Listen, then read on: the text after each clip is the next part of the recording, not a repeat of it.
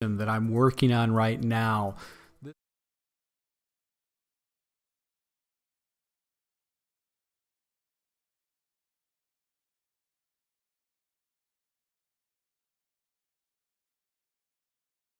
YouTube. Once again, this is Prometheus, the only YouTuber that shows you full games of all the tips and schemes I post on my channel. I'll show you the good, the bad, and the ugly. So guys, you're new to my channel, make sure you subscribe button and also that notification icon so you can never miss an upload.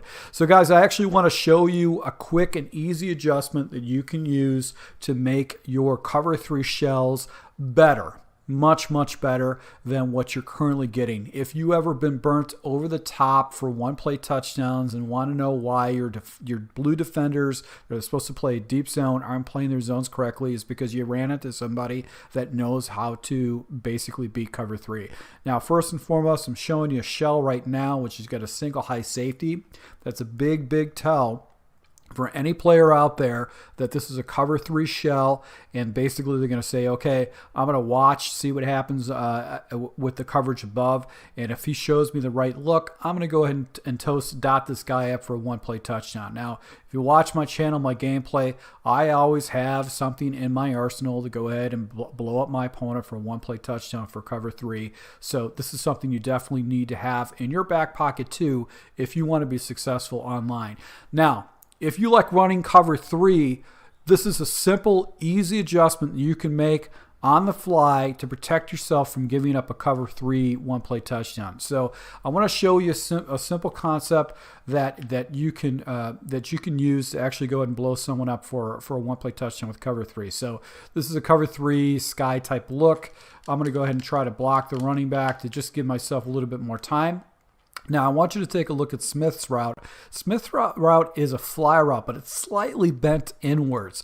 So because it's a bent inwards fly route, the corner on the right-hand side doesn't necessarily take into consideration that it's going to be his deep responsibility. He thinks that route is actually going to go to the middle third, so he doesn't really chase after it right away. Now, to make this into a cover 3 destroyer, all you're going to do is you're going to preoccupy your deep third defender on the right side with a deep comeback route. Very effective route to pull defenders down. So all we're going to do is we're going to look to Smith. We're going to go ahead and try to pass lead off to the right. And I want you to watch the defender off to the right side over Sanders. That corner is not going to react to Smith's seam route right up the middle. So let's just go ahead and hit that. And you can see he gets himself out of position.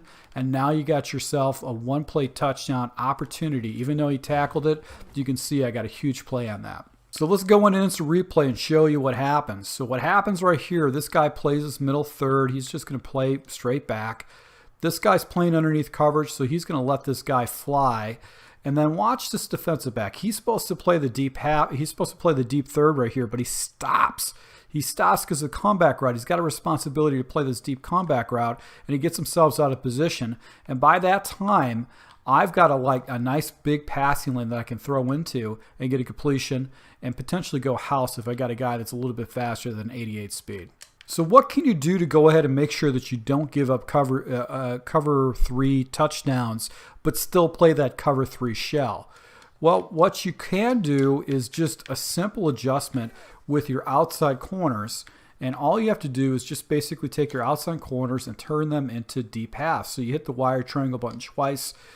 You select your defender. So we've got that one defender off to the right that's giving up these one-play touchdowns. And we're going to go ahead and we take a look down at the very bottom, see where it says deep half. We're going to flip on that. Now look how his shell is different. He kind of gets in the center. He goes right on the yard marker right there and sticks, and his zone is a lot larger. You do the same thing. Look off to the left right here with the other defender, which is going to be the corner over Thomas. We're going to put him in a deep half too. Look how that cloud flat is. So you might notice when you're watching some real top players, YouTubers, competitive players, that when they run a cover 3 shell and they might peek at their coverages, you'll notice that their shells are just a little bit different. And it's because they're making this pro adjustment where they're turning their thirds, their deep thirds, into deep halves. And you're going to see a significant difference on the coverage that we just recently did. Look how the defender is actually in that area to go ahead and play that ball. and get an interception. He doesn't bite. He gives up that deep comeback route and actually goes ahead and he's going to go ahead and take away that play.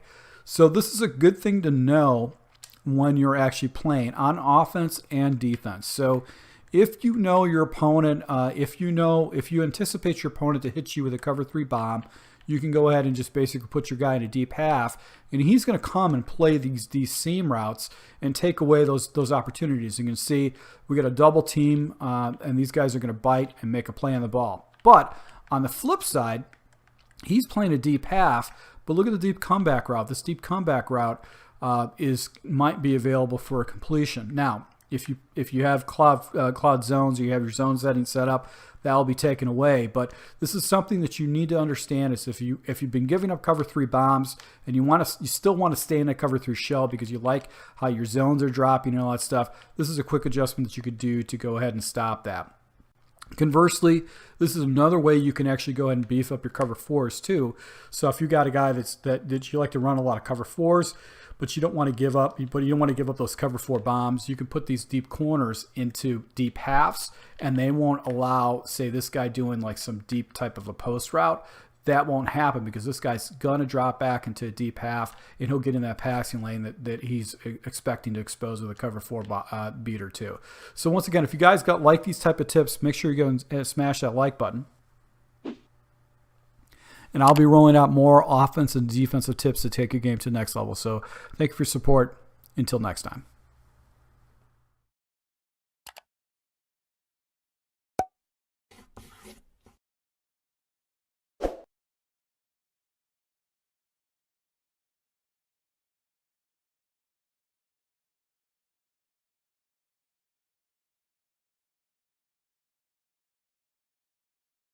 Thank you for your support. All right, so I want to share with you a defensive formation that I'm working on right now.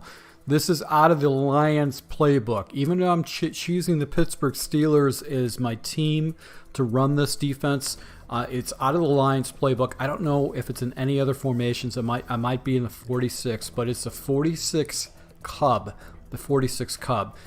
This is going to be 4 down linemen, 4 defensive linemen, 3 linebackers, and then obviously you're going to have your defensive backs. Now, the way this particular defense works is that we're going to run this defense flipped. So we're going to flip this play, and basically we're going to run this where you're going to have a cover 3 shell, a cover 2 shell.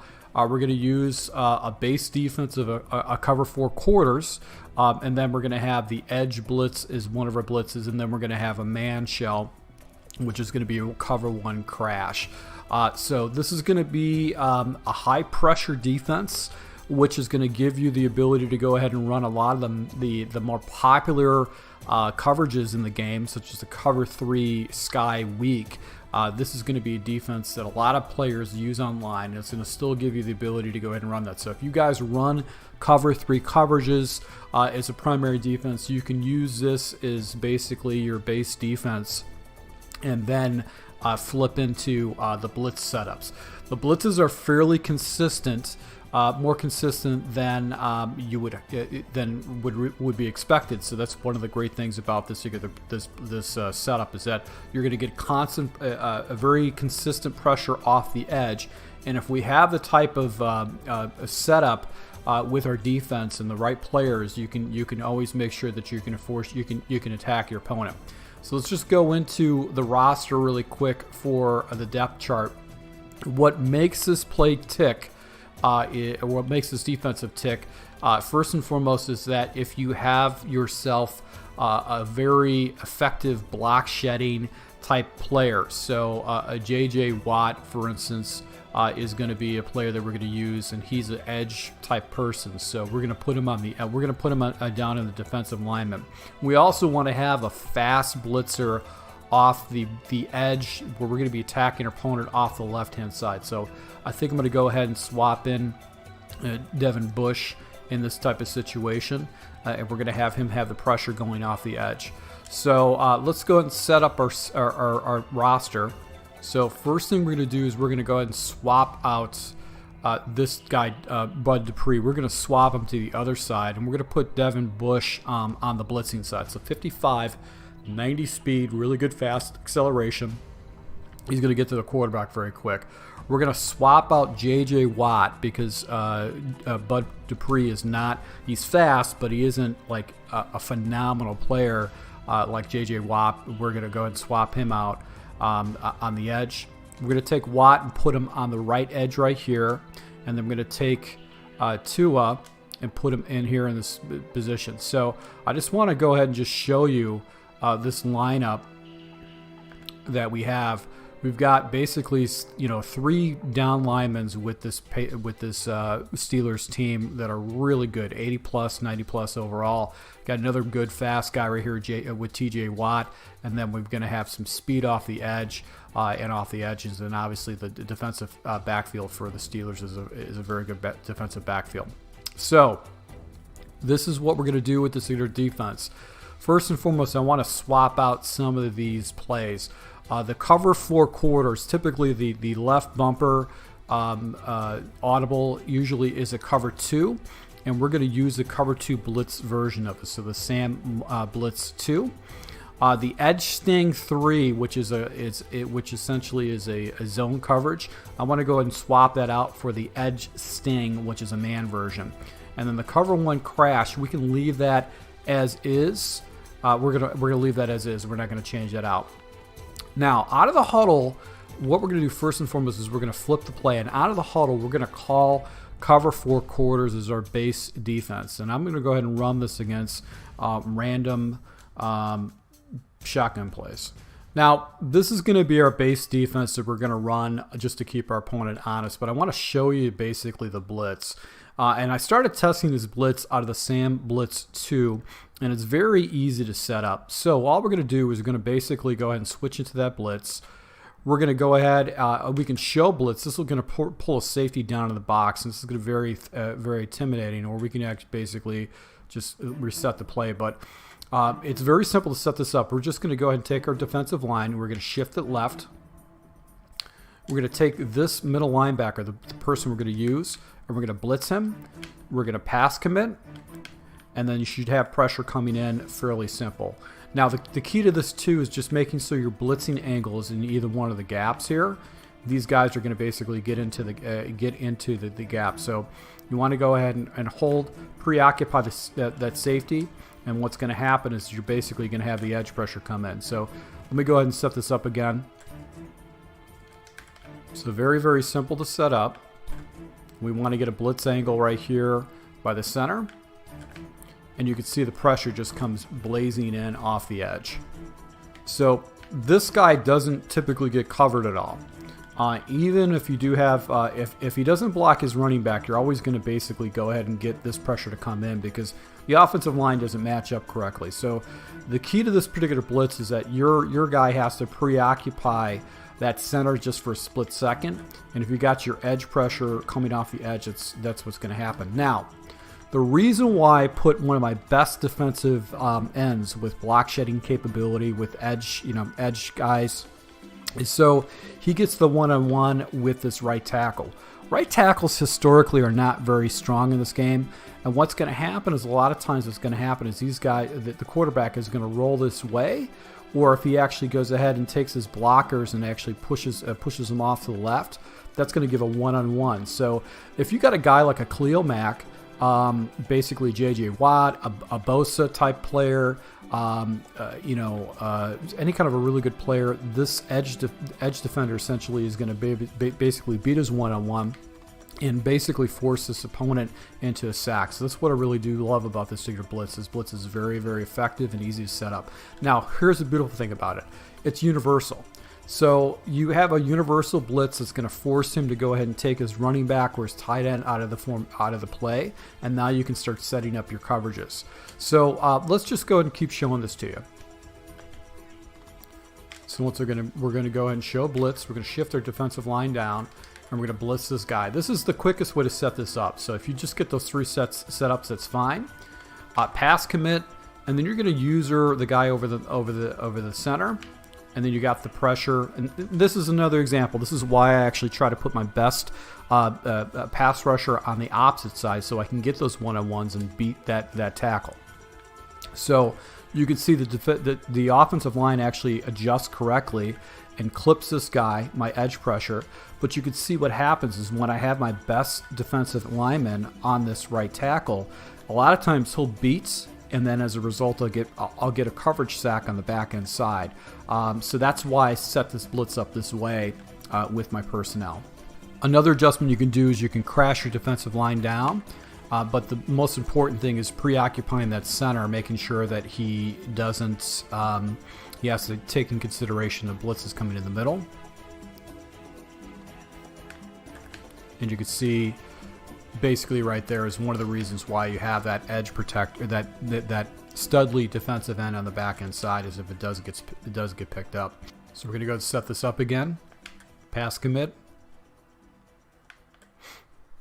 You can see right here, just the offensive line is just getting beat because you got that bad guy on the back end side. Now, you can use the edge sting version of it. This is going to send more people.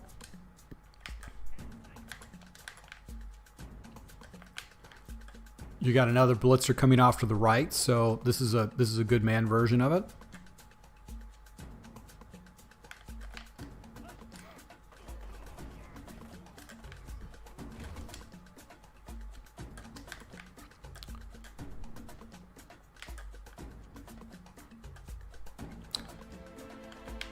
So I've got basically a tight end over here that's wide open. That's my pass responsibility. But you can see the pressure just comes in just crazy sick fast against your opponent. Another adjustment you could do is you can go ahead and take your linebacker and put him against the open receiver, because you're still, if he doesn't block, basically that's going to do that. And then what you can do is you can go ahead and show blitz. This is going to get your safety down into the box.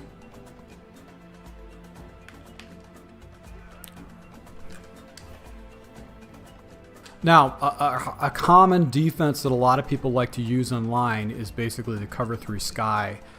So what's great about this is that you can essentially go have the same type of a look or setup that a lot of common defenses. So what basically guys do is they'll shift their defensive line down, they'll crash up, so the edge guys actually will break the edge, and then you just run into a cover 3 sky type defense. So you can show your opponent basically the same look and have your cover 3 sky as a base defense.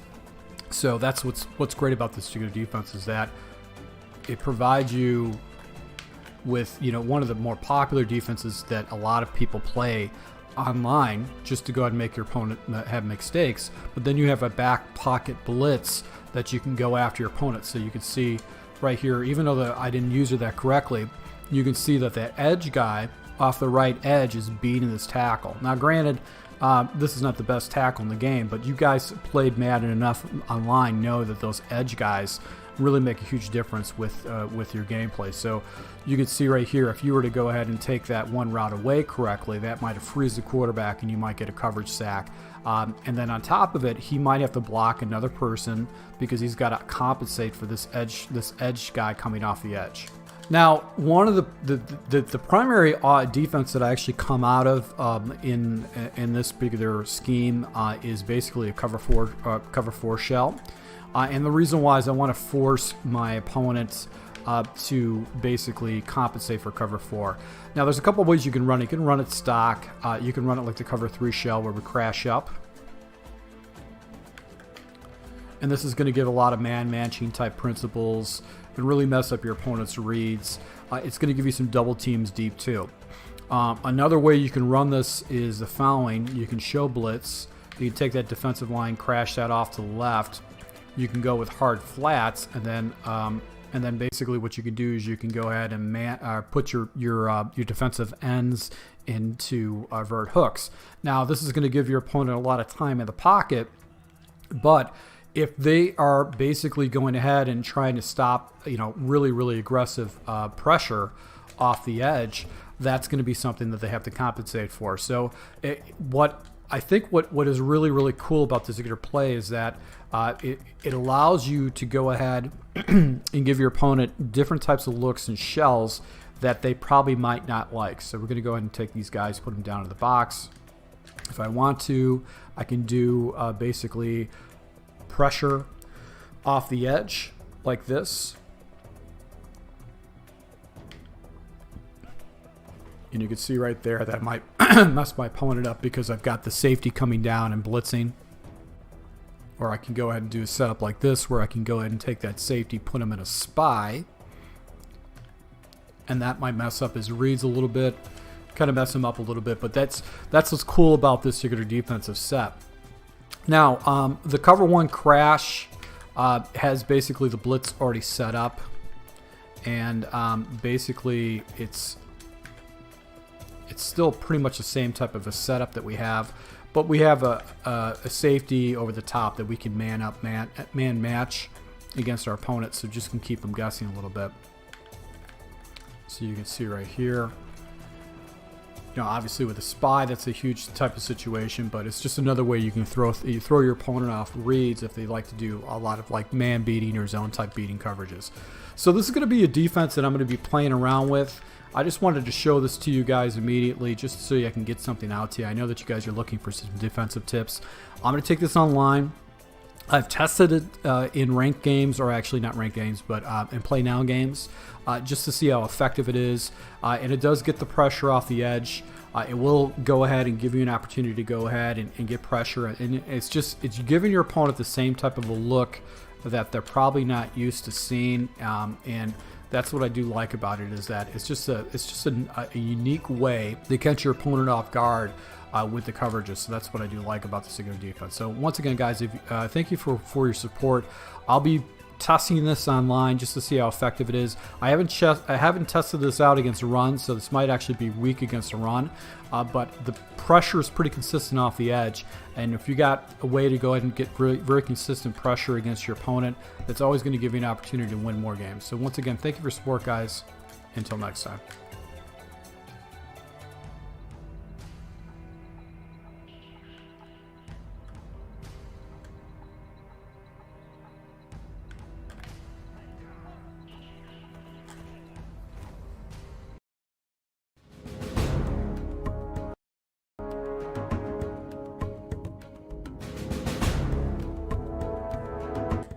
Hey YouTube, this is Prometheus. Got a request from one of my subscribers. He said he's really struggling against the mid blitz defense. I want to show you basically a couple of ways to go and break this down, but I'm also going to show you ways to actually beef up your mid blitz with some minor adjustments. So a lot of times the double A gap defense is a very good defense to go and use against someone for pressure, and the primary reason is that it's a very simple setup. It's probably one of the best defensive setup blitzes, the most consistent blitzes in the game, and it has been for years. So what's great about it is that if your opponent does not block additional blockers, you're always going to get edge pressure guys that actually come off the edge and essentially go ahead and get to the quarterback on both sides of the play. So very easy blitz to set up. This should be something you should have in your arsenal if you haven't already. And it's a good defense to use in passing situations. Now I'll talk about why this is not one of the best defenses in general to use against your opponent, because there are actually some major issues. But basically to set this defense up is pretty simple. Basically what you're going to do is man align. What I like to do with the mid blitz version of this is actually go ahead and use the guy that's going to be on the running back. You want to go ahead and spread your defensive line out and crash them down, and then a final adjustment is to go ahead and hit your right bumper and pass commit. Those are the adjustments.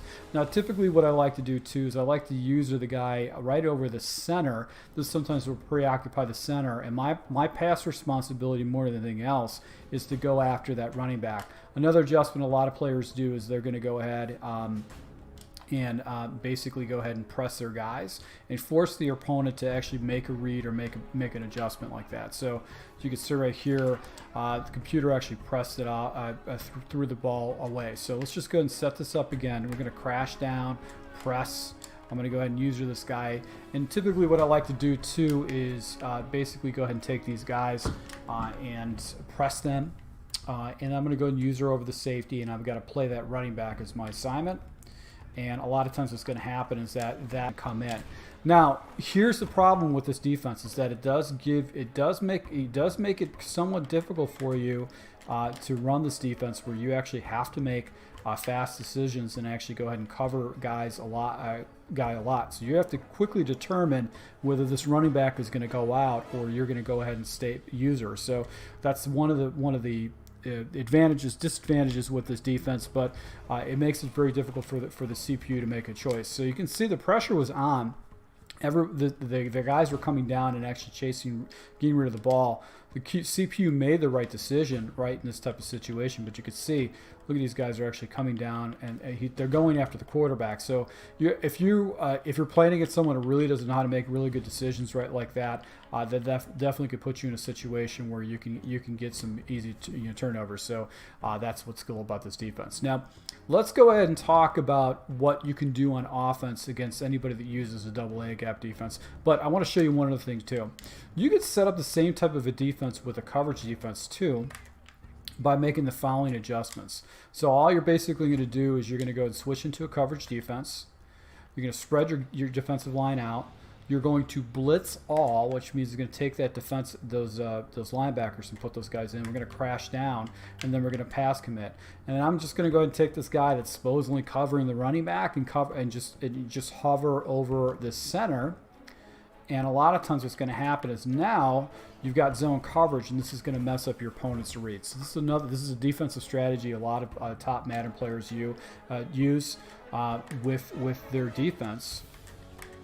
Is basically what they'll do is they'll use a zone defense just to try to mess up their opponent's reads a little bit and just try to leverage that into their scheme right here. So right here the computer actually makes a good read. I think he might have blocked more, but let's take a look at the instant replay, see why this guy got enough time and didn't get blitzed.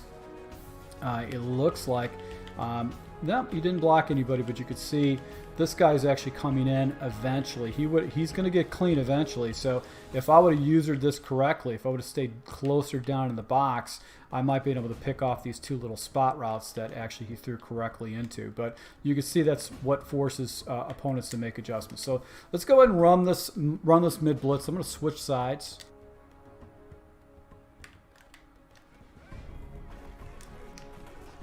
You can see right there, quick read, you can actually get an easy interception if you play this defense correctly.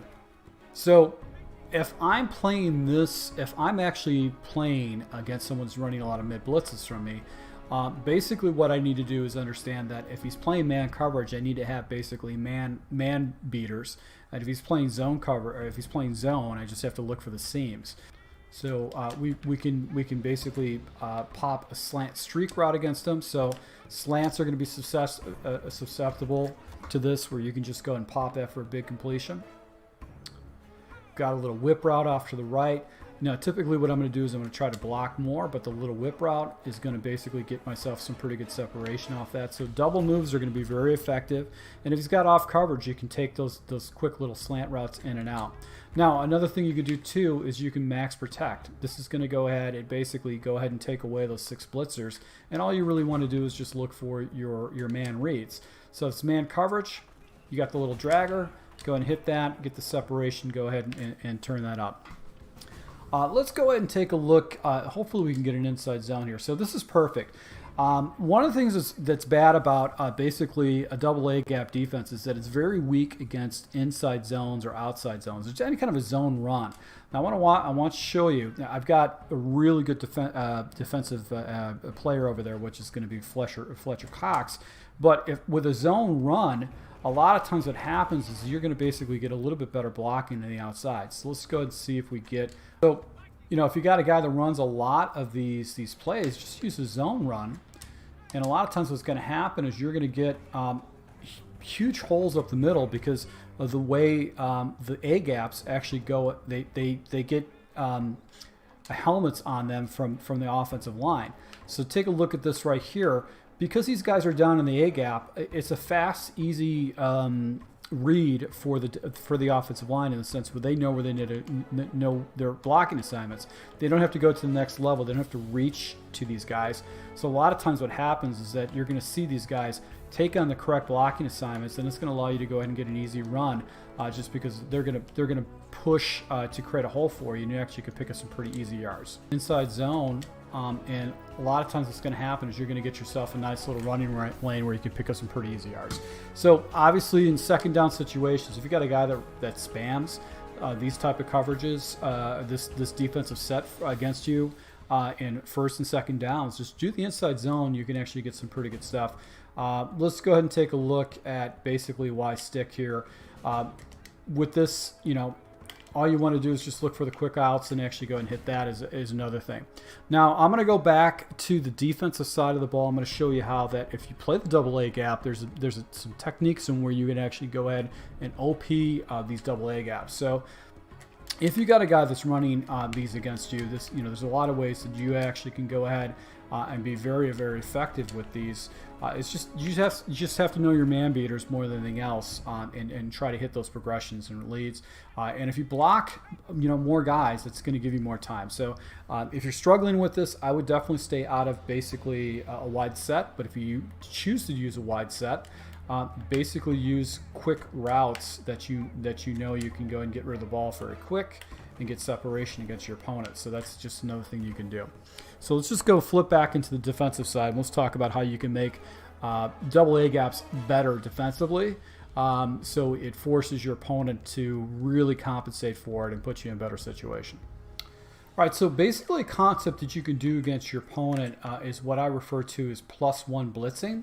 So with this type of defense, if he blocks his running back, that means he's going to have 6 people to go ahead and take on the 6 blitzers. So in other words, that line is set to go and negate that blocking scheme. So what you can do is you can go ahead and take your defender and read the running back and determine if you want to go ahead and manually blitz in to basically go ahead and turn it into a 7-man blitz. This is what we call +1.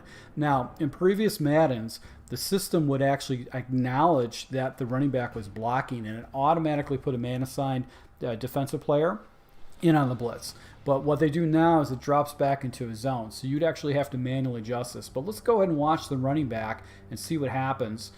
He actually goes ahead and runs out with that. But let's see if we can get what I'm looking for. Bring this guy down. Hopefully he blocks his running back. He does. And because of that, if I come in and blitz, I'm going to get another edge defender because it's going to overwhelm the offensive line and the defensive line. So this is a +1 blitzing concept. So let's look into the instant replay. I'm reading this guy right here. He's my responsibility. I'm not really going to worry about what's going on in the back coverage. And once I see him step in or actually play that, I'm going to go ahead and manually rush down. Now I can manually rush into the offensive line because I'm not really concerned about that. All I want to do is get one of my defenders free to get to the quarterback. So you can see right here, I actually engage with the tackle. This guy comes around with a running back, but look on the opposite side. This guy's not accounted for because basically there's 7 blitzers and there's 6 blockers, and he's going to get a free look to the quarterback. So this is a defensive strategy that you can use. Now, I'm not someone that is big into blitzing or using my defensive linemen, but if you use the defensive back who's got a coverage responsibility, and if he's covering that running back, but the running back doesn't go out, going in a blitz, this is going to basically get 7 people down to the box and actually mess up your opponent's reads.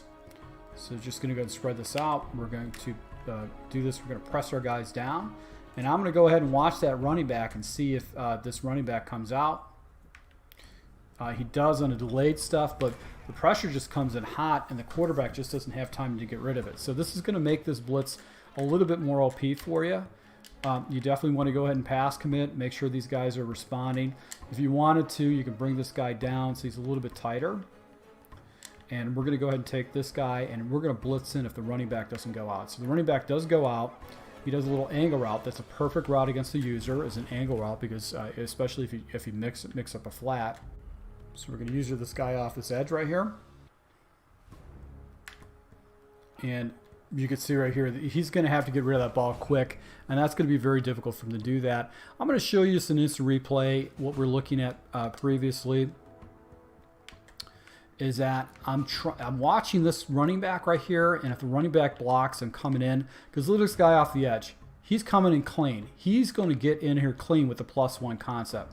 So is it a perfect defense? No, but it's a good situational defense that you can throw into your scheme to make it a little bit better.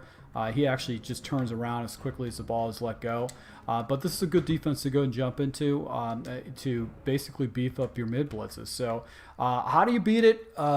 You know, inside zone plays, running plays are actually going to be very good. But you also have to have double moves, and sometimes you just have to max protect. You're going to have to block 7 and have a double move, or basically routes that you know are going to beat man coverage, or basically beat man coverage over the top. So going to lab, I would lab this defense. Personally, just to see, hey, these are the pros and cons and stuff like that. This is gonna work best for me. Is it gonna work best for me? But these are just from little strategies. So once again, my subscribers, thank you for your support, guys. If you have any other questions or stuff like that, you need help with it, just let me know. I'll be rolling out more offensive defensive tips to take a game to the next level. So thank you for your support. Until next time.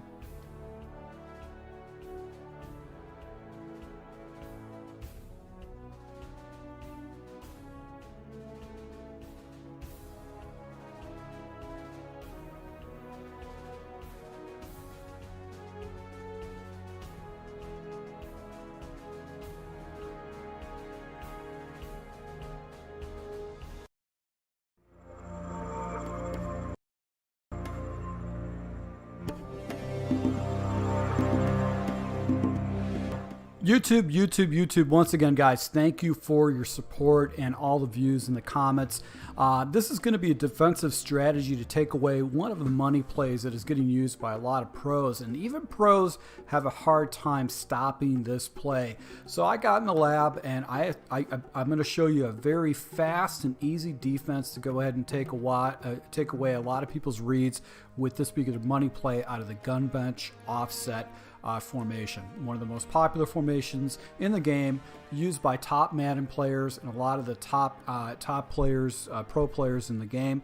So you'll see this formation a lot, and this is a money play that will basically tear people up. So I'm going to show you how to run this particular play, why it's so effective, and then I'm going to show you a very simple, easy defense to actually stop this play, shut this play down, and force your opponent to basically make reads and decisions after the play is completely shut down, or switch into a new offense.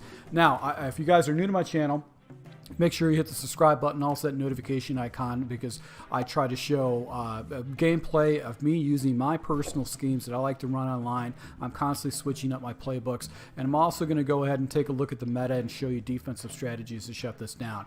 So the play out of this particular formation, this is the Carolina Panthers playbook, but it's mesh post, mesh post, and this is a very effective play because it's got those effective crossers that a lot of people that have struggle against, and we also have a nice wheel with the running back, a stock wheel, which makes it very difficult to stop. Now I'm going to go ahead and show this to you against random defenses and show you why this particular play is so good.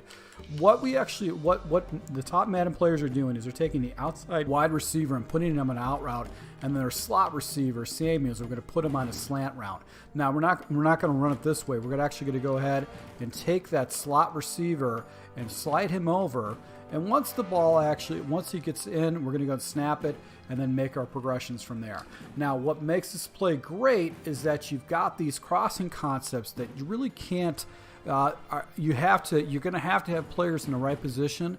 You've also got this little wheel route underneath, and then you have a backside crosser too, because you've got this slant that's going to be going over that's going to give you fast progressions and reads. So what's great about this particular play is that you've got all these little areas that you need to dot your opponent up with, and it's going to be very hard for him to stop. So this is a good play to go ahead and use on third down situations.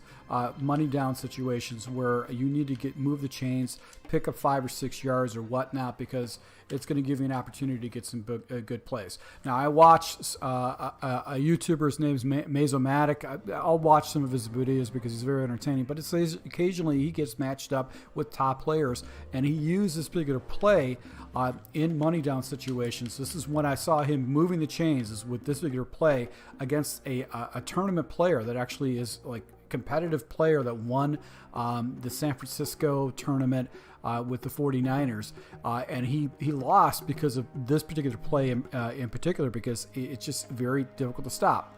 So let's go ahead and take a look at basically an easy defense that you can jump into and actually shut this particular play down and force your opponent to go ahead and make more progressions, or basically gets coverage sacks. Now, you can conceptually stop this with a cover 6 defense. Now, the key to the cover 6 is that you want to have your cloud flat, your flat zone on the side of where the running back is going to be and the single wide receiver. So you want to have basically the deep quarters on the bunch side, and then you're going to have basically the cloud flat on the single wide receiver side.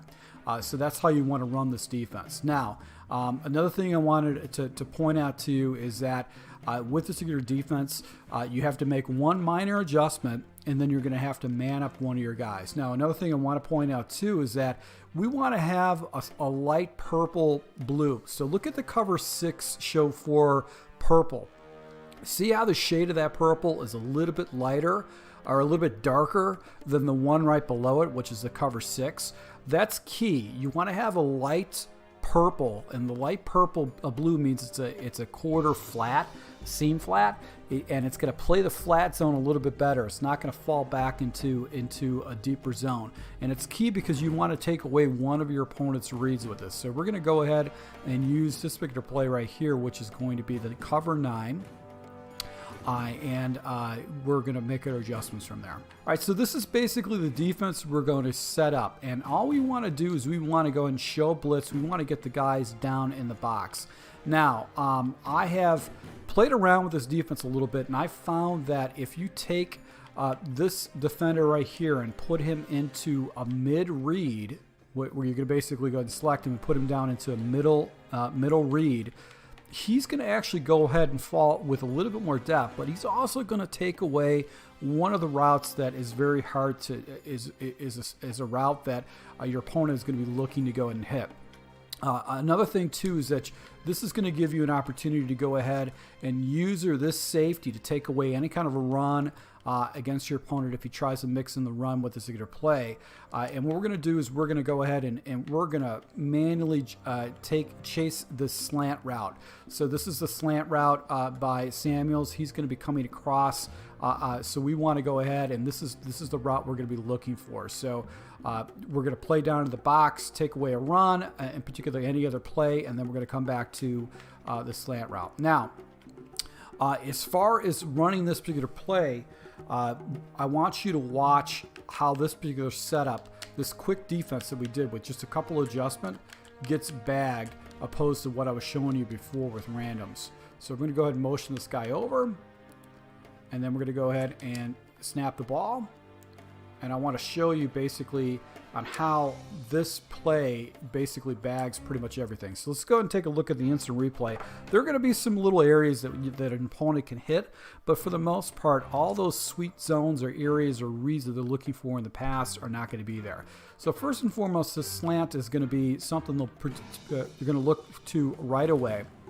But if we're using this slant and following this slant, that's going to mess up our opponent, and we're going to chase it. So we're just assuming this is going to be our user guy chasing his slant and taking that down. So his next progression after the slant, he's going to look to this little wheel route. But take a look at this right here. This guy's falling down into this wheel route. If he tries to throw the out, this is going to get shut down because there's going to be a defender right here on the out. And then the last read that he's going to have is this route is going to be this deep post route that he's going to be looking towards. And look at this. Because of the mid read, this mid read right here, he's going to fall back into that passing lane and take away that mid read.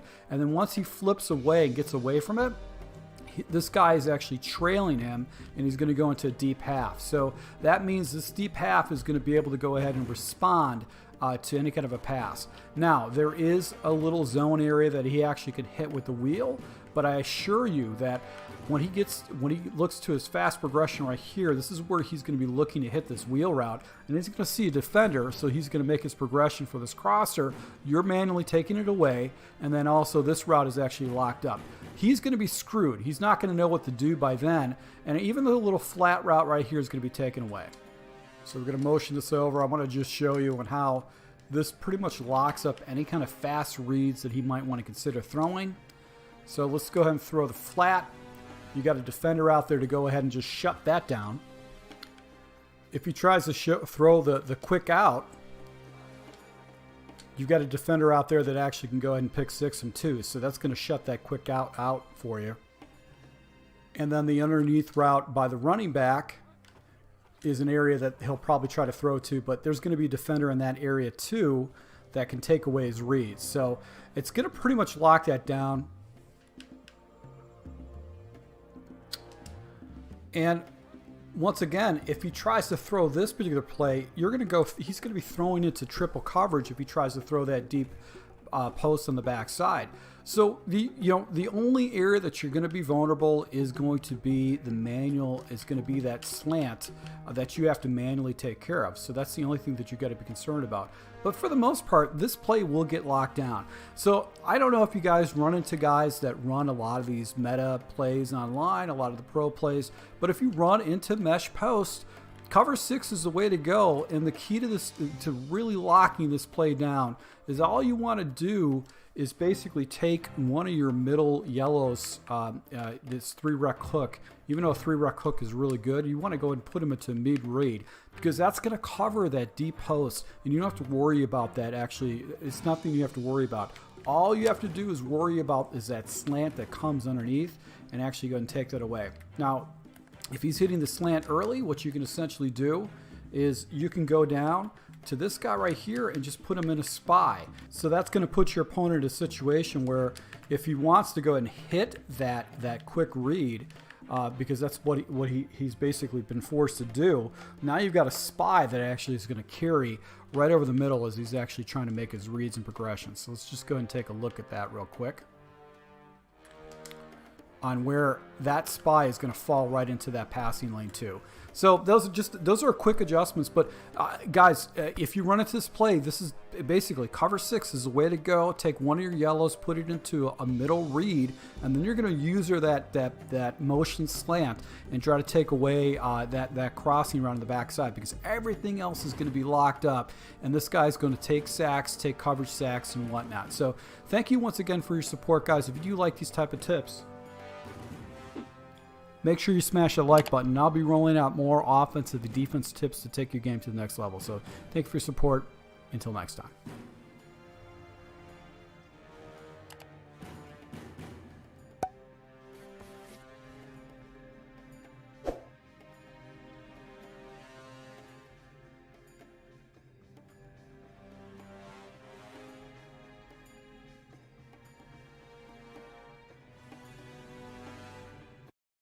Hey Patreon, once again guys, thank you for your support. So I want to show you a defensive setup that I've been using online to get pressure in passing situations. It's out of the 43 even playbook. As you can see, you've got your outside linebackers down in the line, so it's basically a six-man front middle linebacker.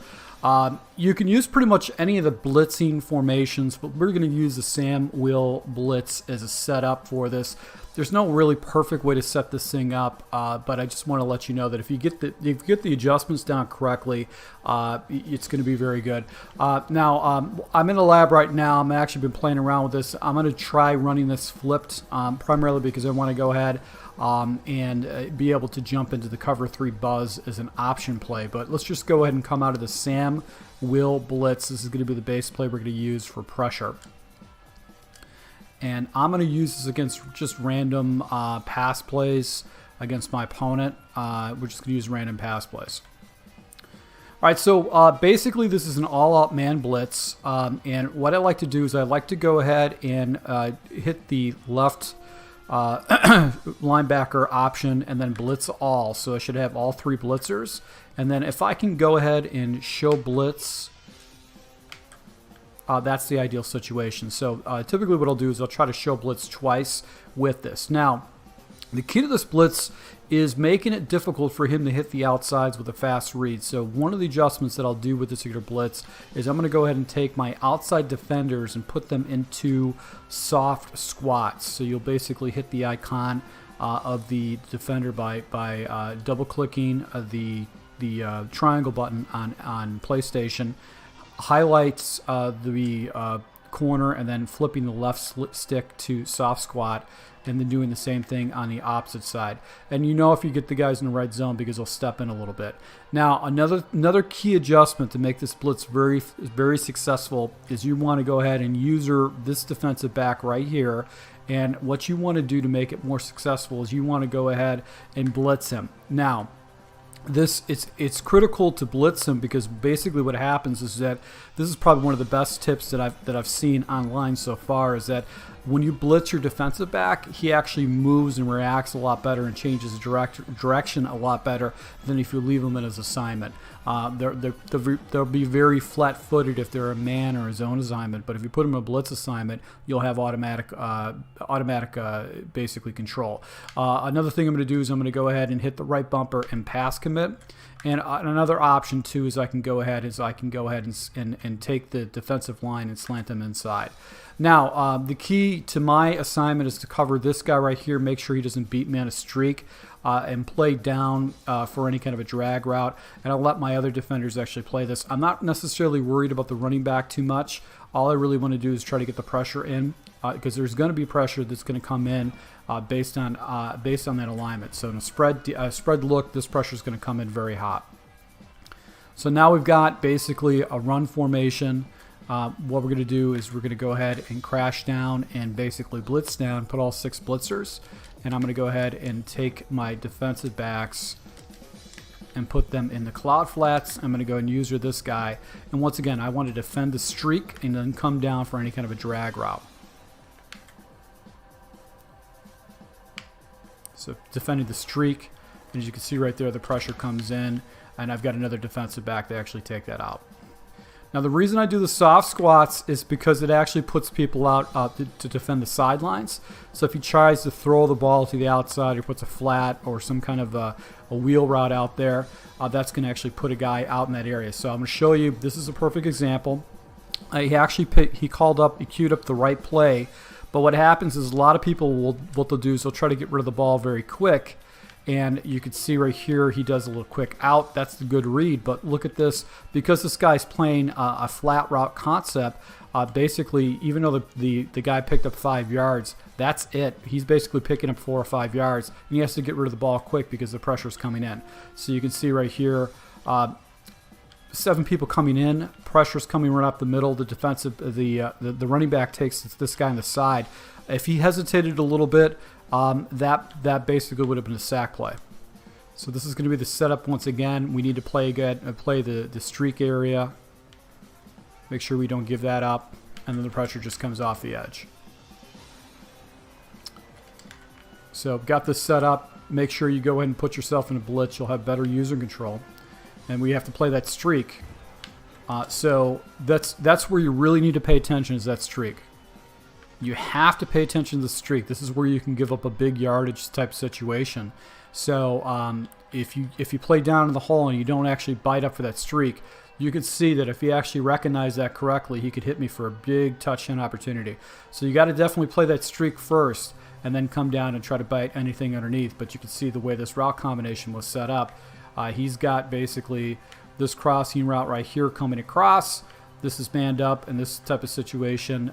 Basically, this guy is coming across like that. So you got to pay attention to that type of thing. So very easy to set up. To set this defense up.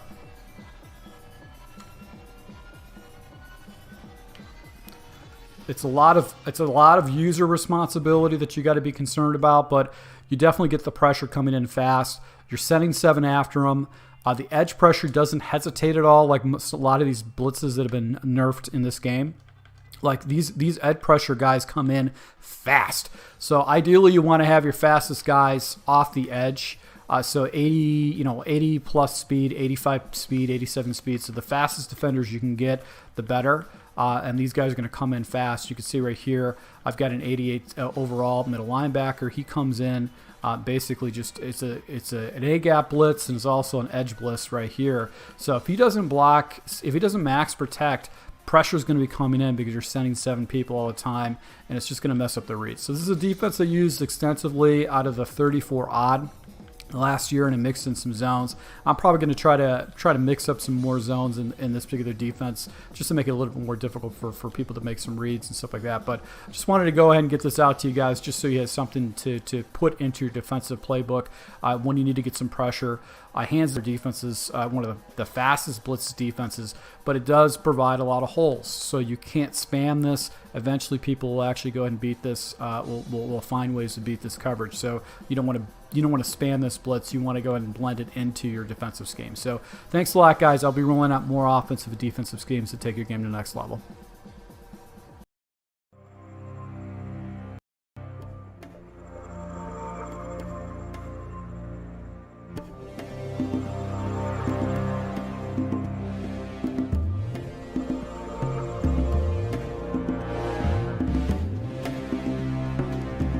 YouTube. Once again, guys, thank you for following my channel. If you're new to my channel and you're looking for offensive, defensive tips and gameplay tips, make sure you hit the subscribe button, also the notification icon. So, guys, this is going to be live gameplay once again, doing regs. I just don't have time to do nuts. Haven't really jumped into Draft Champions, so I'm just using regs as I'm doing schemes for my patrons. This is going to be the Kansas City Chiefs as my primary offense. Also on defense, I'm jumping out of the Chicago Bears defensive playbook and be using basically the Patriots playbook on defense. And the reason why is I wanted to be able to go ahead and throw in a 43 in my scheme. I want to talk about, in particular, how to win more games and win more games with basically clock management. What this game, the reason why I was able to go ahead and you know, I guess pull off a win against this opponent is because I really understood how to stop this, how to manage the clock to win this game. So I'm going to go over 3 really important points when you are playing against someone that is a very effective person on offense, and make sure you put yourself in a situation where you actually can win more games by managing the clock successfully. So I got my opponent in a 3rd and 10 situation. I dial up just a basic man blitz. He hits a nice little in route with his slot receiver to go ahead and convert it. So right now I think he's 3 for 3, but notice that he's actually using Dalton as his quarterback over another quarterback, which would be the quarterback for the Cowboys. I can't think of his name right now, and I know you guys are going to yell at me for not knowing that. But right here, 2nd and 3 situation, he does a little Ohio concept, hits the out. So this guy's just dinking and dunking me down, running the ball. Right here, he's got a wing set, making some type of adjustments right here. He actually throws a quick little out once again and actually gets that. I actually had a flat out there, but the flat didn't come down. I probably should have went with a hard flat. So he goes back into a strong formation right here and basically does a nice little inside run. Actually gets a good cut on with his running back and actually gets the ball for 1st down. So 1st and goal situation, basically I'm jumping into a run defense. I showed this to you guys earlier, but basically this is a run defense to try to stop those outside runs. Same setup once again. He goes back to the outside stretch, but the stretch is basically bottled up. He's falling forward for yards, but doing very well. Look at the clock right now. He has basically burned off almost 6 minutes off the clock. I switch up my defense and with the anticipation he's going to pass, but he settles for the stretch run and he actually gets it in. But this guy burned 6 minutes off the clock against me against his when this first drive of the game. So this guy's a clocker. So he's a guy that really basically he's a big clock management type of person. So if you're getting ball in the second half and you played against someone that really, they just a long drive, took a long time to get the ball down into the end zone, he basically burned the entire quarter, you have to do the same thing to him. So it is important that you milk the clock. Do not give the ball back to your opponent in the first half.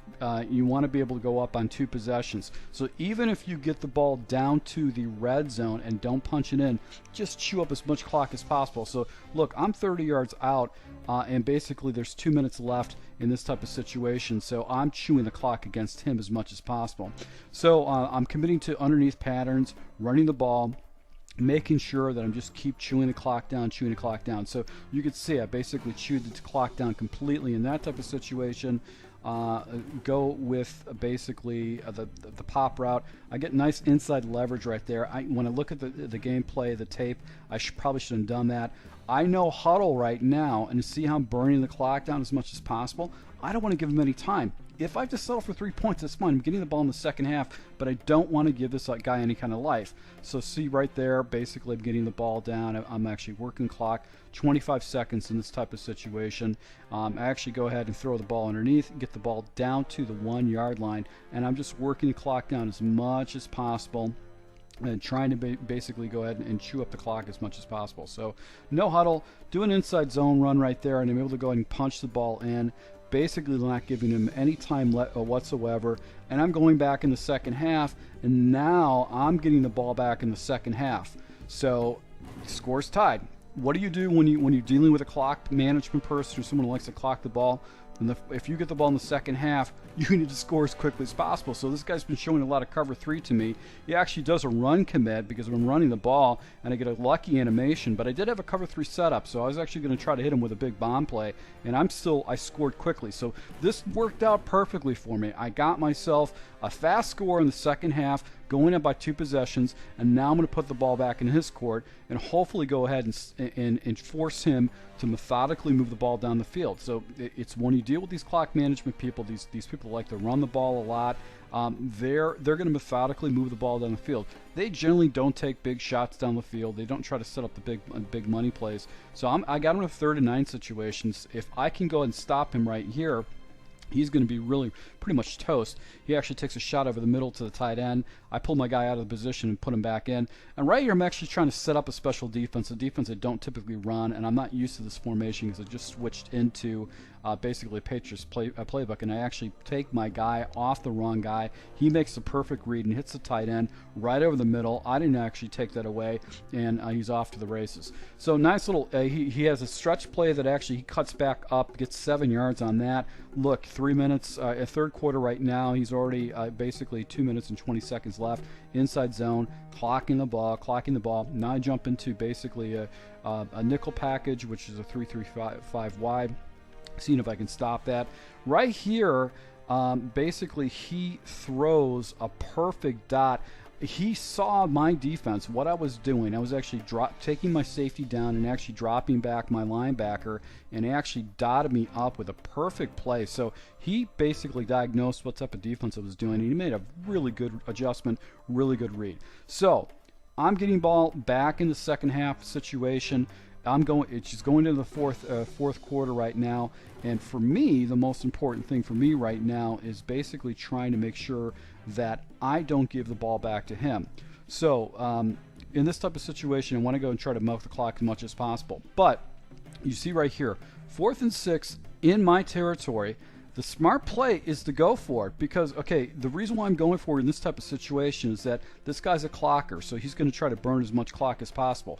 If I was to punt the ball to him on the other side of the field, he could clock me all the way back, burn as much clock as possible, get in the field goal range, and basically win the game. So if I actually, on my territory, go for it, and even though I converted in this type of situation, if I did not get it, he had basically a couple of first downs. He might have been able to burn off just a few minutes off the clock opposed to a lot of minutes, the entire game. So it's not necessarily a bad thing to go for it in your own territory if you're playing an opponent that likes to clock the ball like this guy. So that's why I went for it in that type of situation. It was a smart decision to do that because he essentially was going to go ahead and clock the ball and actually get a field goal. So going for it was a win-win situation for me to go for it in that 4th down in my own territory.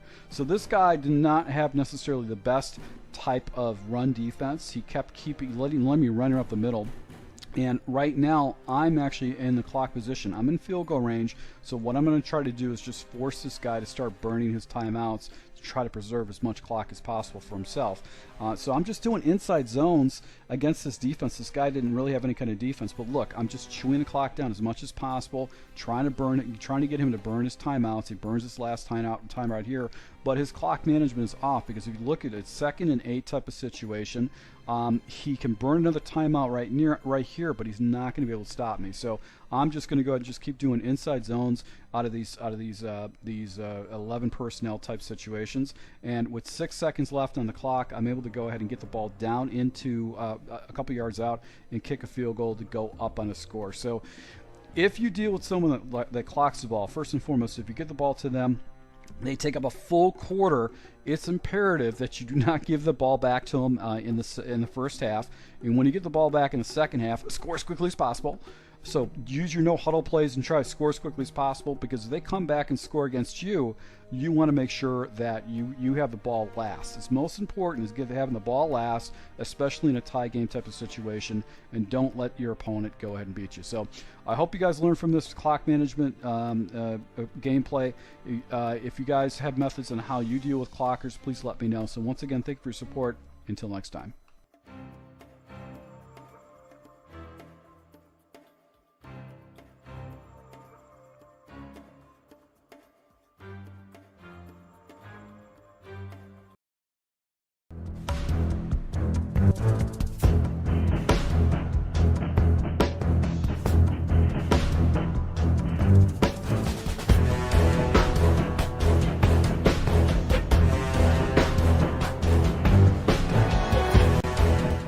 YouTube, once again, thank you for watching. Guys, if you're new to my channel, make sure you subscribe button, also the notification icon. I'm going to be rolling once again for Chargers and Regs, going against the Green Bay Packers as my opponent. I want to let you know that this is going to be a game where I had to adjust to my opponent's offense to shut him down. He was a runner, and I'm going to provide you with some really stout run defense against a guy that was a very good runner. Knew how to get good angles and stuff like that. So you can see right here, he comes out of strong formation. Basically, he's just doing an off tackle. I think he's doing like a it might be an RPO with a slant on the backside. But he actually no huddles me really here quick. I'm running with a 43 defense, which is basically it's a blitzing defense. He catches me off guard. I try to go tackle, whiff. He whiffs another guy with Aaron Jones and actually takes the ball down to the end zone for a touchdown off of 2 plays. 30 seconds off the clock. He no huddled 2 plays, got a long touchdown run. I'm in some serious trouble. So this guy was playing, basically he was matching up his personnel to the type of personnel that you're using. And his defense, essentially what he did is he mixed it up fairly well between man coverage, zone coverage, and stuff like that. I had some issues running against his defensive line, and I've also was taking just bad angles. Now on offense, I'm rolling with the Kansas City Chiefs as my primary playbook. I actually have I have one formation in the Chargers sprinkled into the scheme, but this is a scheme that I posted on my Patreon. If you guys are using Kansas City and you want to see my reads and my progressions and why I was able to go ahead and move the ball effectively down my opponent, you can go to my Patreon for $1. You can see basically all these Kansas City playbook, and also I've got a whole Chargers setup. So audible into another inside zone to the backside. He actually stacks up the box right here, but I'm able to go ahead and get a nice little block because he's shifting his defensive players around a little bit, and I get myself a conversion. So first and 10 situation right here, I'm setting him up for a deep comeback pass and underneath, but he has it locked up with the zones. I don't like the reads at all. He's got really good pressure coming off the edge. I had to get rid of the ball, so smart decision is to go ahead and basically throw that away. He was running, he's showing me some cover 2-2 before, so I've got a streak route that is a cover 2 beater. I actually had a nice little complement route, which is that little corner route that worked very well. And this is a basically a money route down in the red zone that I use to actually score. The running back will not get covered on that unless they actually use some kind of man coverage. So back on defense, basically this guy was using a strong close. He was getting really good angles right there. I'm able to go and hold him to 2 yards, which I'm telling you was a major thing. His offensive line was blocking really well for him. He actually gets another first down right there, picks up a first down, flips it the other way, actually does an inside zone. So you really couldn't commit to the outside or the inside. He's basically was running both inside and outside zones. He was getting a very good push with his defensive line. So now I jump into the 43 bear, put my guys in soft zones, spread out my line a little bit. Defender actually got out, but see, he just ran right past Bosa. He had his angles down with his running game. Actually, he had a very effective way of doing that. So now I put in some contains to try to control the outside. He runs right up the middle, gets another first down in a 2nd and 4 situation. So I'm just really struggling. Now I go into a 34 odd cover 4 shell. I put soft squats down and drop people down in the zones. He actually tries to run up the middle, and I actually stop that for a 1-yard gainer. Show the same defense once again against them, and I'm just using my safety. That actually bottled up pretty well, but look, he fell forward for a couple yards there. And made it actually a 3rd and 3 situation. So now I go with an engage 8 with the assuming that everybody's going to get out into the backfield, and that just completely sucked. Never use engage 8 as your run defense based on what transpired in that play against that guy. So I'm in a kind of a bind right now. So I'm getting the ball in the second half. What I'm thinking right now is basically what I'm going to do is I just want to get into field goal range, get 3 points. If I can score a touchdown, that's fine. Just don't turn over the ball. Just get 3 points because I'm getting the ball in the second half, and I want to be able to go up by 2 possessions against my opponent, or at least a possession. I don't want to have to settle or give a chance to give the ball attack to him. So he was leaving us flat wide open. He played a lot of over-the-top coverage. Everything was over the top, so I'm just going to keep checking down. Now he switches up in the man coverage. Got instilled 93 speed, to be able to get across the field. Put a 1st and 10 situation with a minute left. So now I'm looking at a situation right here where it's like, okay, basically I want to go ahead and try to milk the clock a little bit, take off the quarterback because he jumps in the man coverage. And the Packers have very good man defenders. These guys are very effective against that play man coverage. So it's a team that if you are going to run, you do want to run a lot of man coverage. Hit him with the inside run with the RPO bubble right there, get it down to a 3rd and 2 situation. Then I flipped the play accidentally, and I didn't want to take a delay a game because when you keep flipping plays back and forth, you'll take a delay a game. And I typically do not run this play on this side of the field or that direction. So I just take off the quarterback because his user's not there to go and do that. I'll just take it out of bounds. 42 seconds left right now, and basically started burning his timeouts. So what I want to do is I want to try to chew down as much clock as possible, down to basically 20 seconds right here. Hit him with this zone, the red zone beater right here with the running back. The running back is wide open. Threw it just a little bit too late. If I waited a little bit more, probably had a little better blocking. So 3rd and 3 situation right here, 11 seconds left. I've got basically an in route, but because his guys got into my face, I'm unable to go ahead and complete the pass, and I'm going to settle for my 3 points. Take the 3 points, be down by field goal. I'm getting the ball back in the second half. I can go up by 4 points, or I can tie it with a field goal. So that's just smart clock management. There's no reason to give the ball back to your opponent. So back to the shotgun RPO pop bubble bait play. Pop them right there and actually go ahead and get an easy completion. I'm going to keep milking this, but my read is this defensive end right here. If he pops out, I don't want to throw that, and what did I do? I threw it. I threw the pass. I know my reads. This is my progressions. I basically have broken down an entire scheme on how to do that, and I don't even follow my own progressions against my opponent. So this is the defense I switched into in the 34 odd. It's the Crash Blitz 3. This is probably one of the best run defenses for people that like to do stretch plays or outside run plays. And you can see right here, defenders were in his face on the backside. So I haven't really used this defense too much. The trick to it is where the blitzing side is. You actually want to shift your defensive line off to the right, bring down your guys, do basically a man type situation, and then basically press your men, and then that's going to go ahead and contain that stretch side. So I actually forced him into a passing situation the entire time that we were playing the game. Right back to this run again. Once again, you could see the stretch was completely bottled up with that defense. Going back to it again, he goes to the opposite side, catches my guy off guard right there, and actually gets some good yards right there. So he no huddles. 3rd and 3 situation. I'm assuming he's going to go to the stretch side, so I go ahead and don't set the defense up quickly enough, but I do get the guy down. He actually just barely gets a first down. Now I go to the inside. He actually has a perfect cut right there. He gets the ball, falls into the end zone. So this guy's running back just kept falling into the end zone, falling back into the end zone. So back to their RPO bubble. Yeah, pulls his guy out to the left. I'm not going to do the pop. I'm just going to try to run the ball, get the ball up for a few yards there. I want to go ahead and make my opponent make sure that he has to take care of that. I missed the read. If I would have thrown the running back route quicker, that would have been the right read. Now I jump into this trio set with the weak.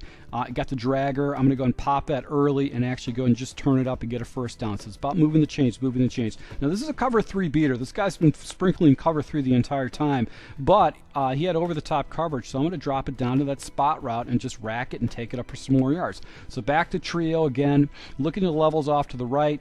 Basically going to go ahead and hit that dragging route, and if he's going to give it to me, I'm going to take it because there's plenty of time in this game. All I have to do is get one more stop, basically score right here. I'm pretty good to go. Nobody in the middle of the field. I'm taking off the quarterback, and now I'm trying to slide, and you can see the animation. The guy actually pulled up. I just didn't do the right slide animation. It's 1st and 10 situation. RPO bubble's wide open, and I actually have a guy offsides legally down the field. My offensive lineman, and so I take a penalty right there.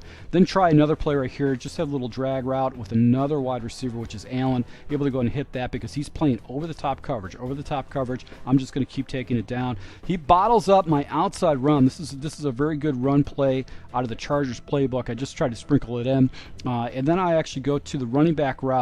Get a nice little read dot right down to the 2-yard line and back to this Chargers basically slot formation, able to go and pound the ball into the end zone with 2 minutes and 39 seconds left on the clock. I just need one stop. So here we go. We're going to set this up. I'm going to get a little bit more aggressive with the defense. I'm going to put one of my guys into a spy. And make sure that spy actually plays down. Now once again set back up again. It goes back to the stretch side, to the weak side of the field.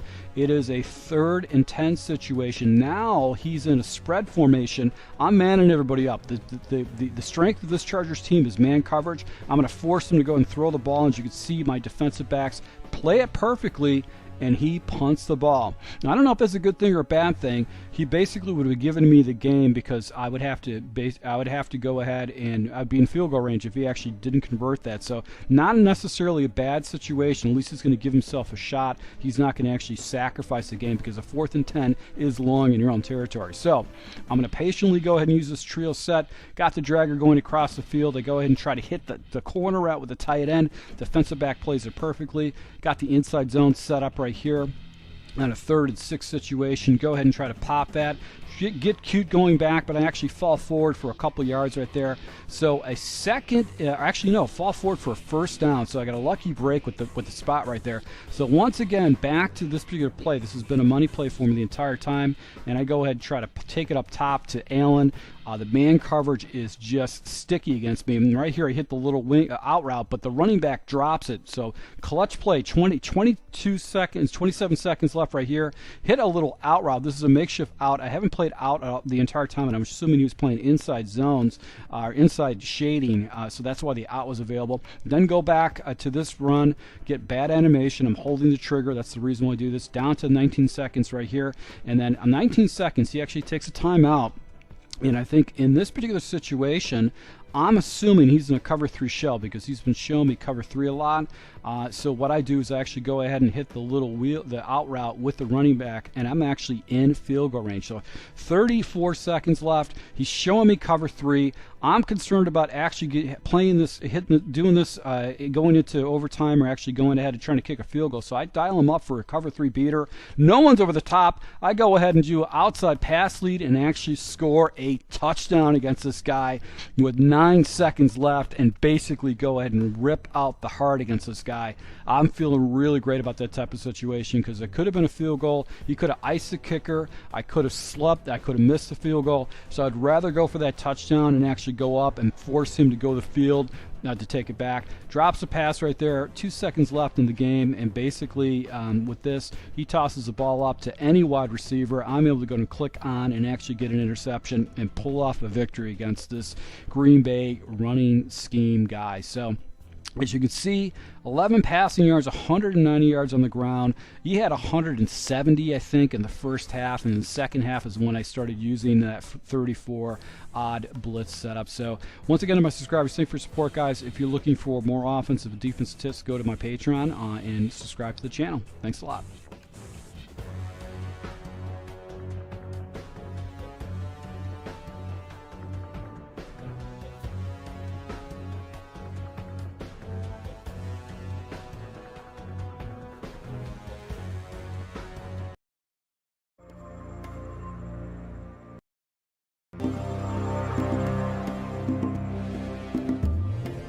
YouTube. Once again, guys, thank you for support. I really appreciate it. If you're new to my channel, make sure you hit the subscribe button, also that notification icon. Also, another thing, guys, if you do like these type of tips, make sure you smash that like button. It really will help me grow my channel. I've been really stagnant over the last year. I don't know a particular reason why. They started changing up some of the features and some of the advertising requirements, and since YouTube did that, I've been very stagnant. So I really, if you guys can comment, that'd be great. If you can go ahead and hit the like button, that'd be great if this actually helps you with just some kind of approach. So I want to talk about a play that a lot of people use online. It's called slants, and it's a fairly difficult play to actually stop online. It's a mesh concept, but it's a deep mesh concept. So I want to provide you with a strategy on how to go ahead and stop slants. And what it comes down to is basically making sure that you have your zone drop set up correctly. So first and foremost, we're not really going to touch the zone drop flats. Those are the pink zones, or the light blue zones. We're going to take a look at curl flats and hook flats. Now, first and foremost, I want to go ahead and take my hook flats, which are the yellow zones. I want to put those at 10. And then our curl flats, we're going to go ahead and take these and put them up to 15. Now, a lot of times if someone's playing mesh against you, you might want to drop these down against 5. But if they're using strictly slants against you, slants, if you get a little bit more depth, it's better for you, because slants are, when they're getting over the middle of the field, they're going to get a little bit more depth. The curl flats option of 15 yards is going to basically take away those deep slants on the backside of the route. So when they get past the middle of the field and get to the other side of the route, that's where the 15 zone drops in. Now, the coverages that you can use, I find that one of the best coverages to use is just out of the 34 odd coverage, which would be the cover 34 coverage. But you could use other types of coverages too. And the key to this defense and setting up this defense correctly is just making sure that you have basically zones. You have purple zones that are dropping out, and then basically you're going to have yellow zones in the middle of the field. So that's the key to this. But let's just go and use this out of 34 odd. And we're going to use this with the cover 4 drop show too. We're going to take a look at the double slants just because this is a very common play that you'll see online.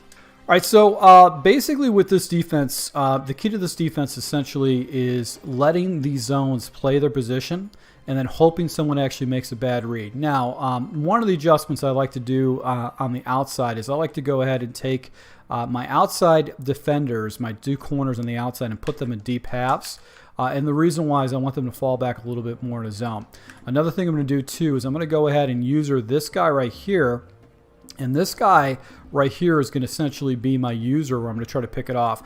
Now, a tip that I've seen online just recently, and which actually works a lot, is that if you want to have better control with your user, you put him in a blitzing situation. He'll be in a lot better control. And we're just going to go ahead and play down here in the box and just wait for our opponent to go and make a read over the middle. So we're just going to go ahead and make a read over the middle, and he drops it down to the flat. That's a good situation to be in.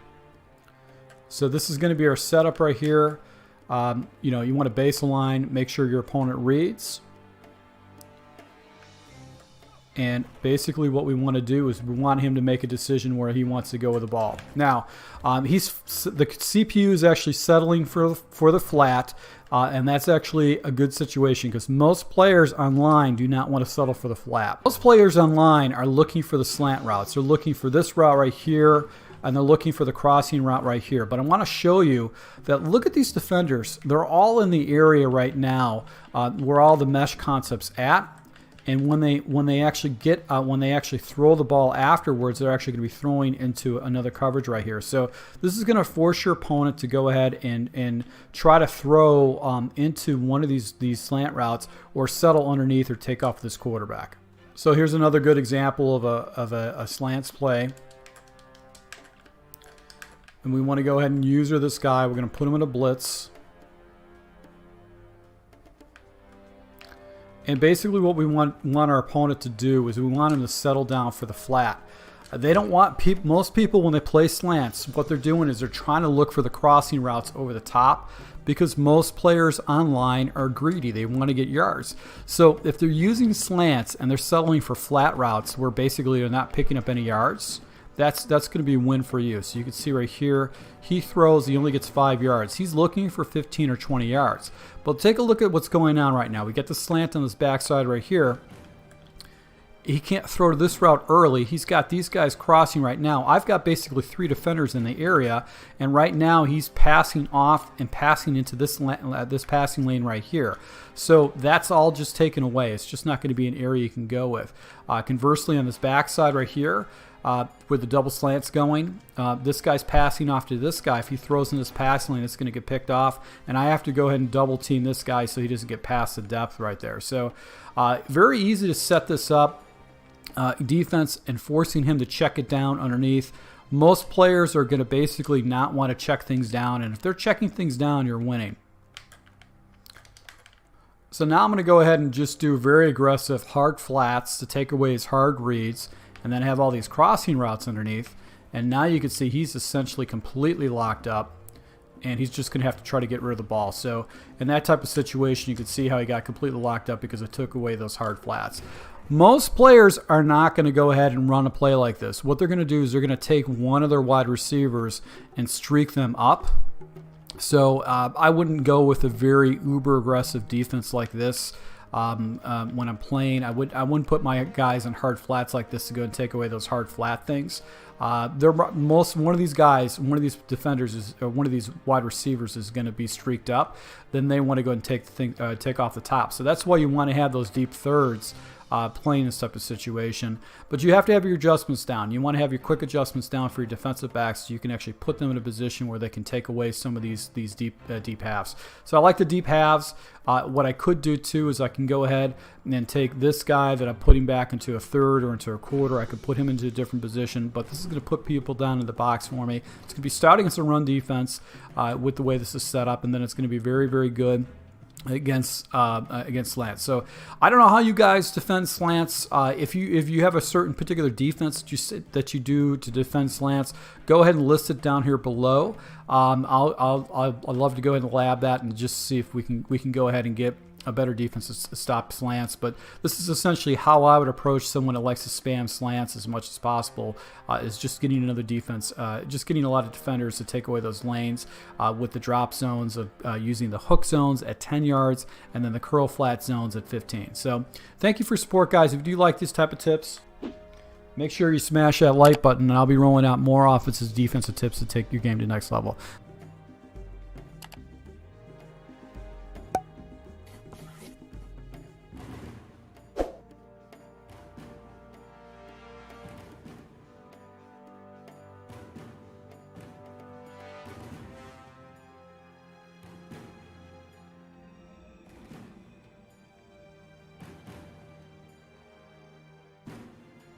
Hey Patreon, once again guys, thank you for your support. I'm going to go ahead and roll this out as a video for my subscribers on my YouTube channel, but I'm going to get this out to you quicker. I'll release this to you sooner just so you have another defense that you can use to help you get yourself more stops. Now this is going to be out of the 43 defense.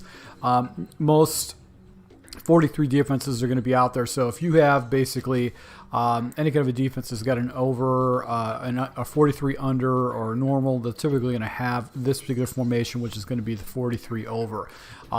What's great about this particular defense is that it's a fast blitz. It's easy to set up, and it's going to allow you to go ahead and get pressure. It's going to force your opponent to block 6. And if we set this up correctly by running this defense, it's a way you can actually go and bait your opponent into feeling comfortable, and then you can catch him with a fast blitz. Now, ideally, what we want to do is we want to have our best natural rusher, anybody that's got elite abilities like Cameron Jordan, and have him on the right side. That's going to basically get any kind of you might get one-on-one blocking situations. You want to have your elite pass rush, elite reach person on the right-hand side. Now, on the left-hand side, I actually have been labbing this, and I found that speed isn't necessarily the best indicator. I actually discovered on your outside linebacker is a better position. So I'm going to show you this with Quan Alexander. Then I'm going to actually show you with how this blitz actually works better with a better finesse pass rusher with less speed. So the defense basically is the following. It could be, you can run this either any way that you want to. You're going to have that pressure off the edge, off the left-hand side, and the base plays that we're going to be using on this is going to be the Mike Will blitz. We're also going to be using the cover 2 version or cover 3 version of this, which is going to be the Will Blitz 3, and then the cover 2, which is going to be the Fire Zone 2. Now, this is a blitzing concept that's been used before in the past, and that's what's great about it. So let's just go ahead and jump into this and show you how we can use this scheme. All right, so basically it's a really simple blitz to set up. Let's use the cover 2 version of this. All we're going to do is go ahead and select cover 2. And we're going to take our defensive line and we're going to shift it off to the left by hitting the left pad and shifting off to the left. We're going to crash down, and then we're going to go ahead and use this defender right over here off to the right-hand side. And that's how you actually set this blitz up immediately. And if the running back, what's going to happen is that you're going to see pressure coming in off the edge. So let's go ahead and run this a couple more times. So here we go. We've got the blitz set up.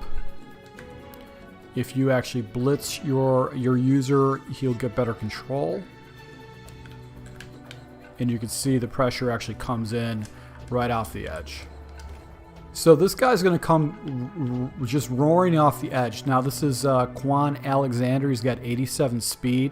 You can see how he comes off the edge and actually gets to the quarterback. The quarterback has to dump the ball off. Now there's the cover 3 version of this particular blitz where you can actually have cover 3. And this allows you to provide yourself some seam flats against your opponent and just mess up his shell reads a little bit. But you can see how the pressure comes off. Then we have the Mike Blitz version of it. Basically, it's an all-out blitz. I'm going to be manned up on this inside slot receiver, and I have to chase after him and take away that man read.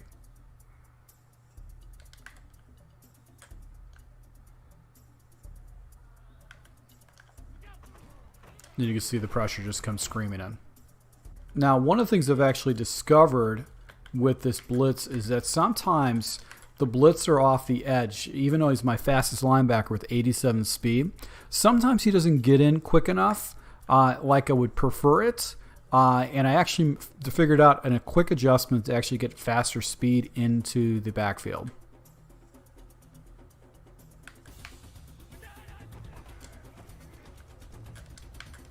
So watch this guy's angle, 87 speed, the ideal speed that you want to have on the edge, but he just gets this weird angle, then he kind of just stops and he just lets the play happen. It's just like he doesn't get to the quarterback real quick. Now, one of the things I did notice is that if you have the appropriate player in that rushing position, he'll get a better rush at the quarterback and get you more sacks than if you actually just base it off of speed alone. So you can see right here, I've got Henderson He's got 84, and then I have Quan Alexander is 87. Acceleration are pretty much the same, 90 and 80, 89.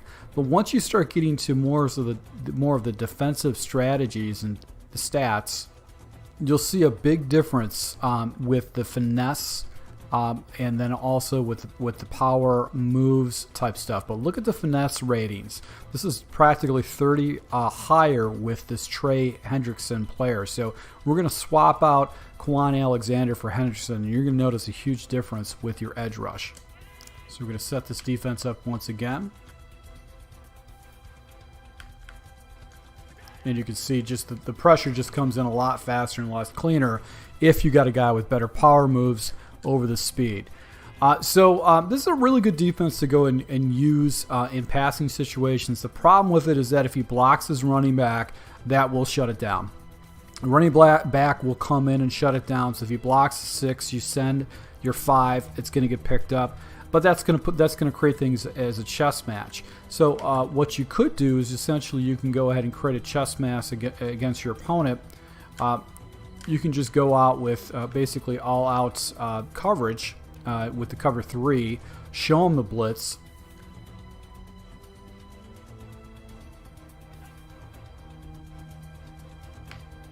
and then just have your defensive tackles drop into those zones and those passing lanes you might be looking for. Also, you can use this man version of this too as another way to go ahead and catch your opponent off guard. But it's a nice little scheme to go ahead and use against your opponent just to keep him guessing.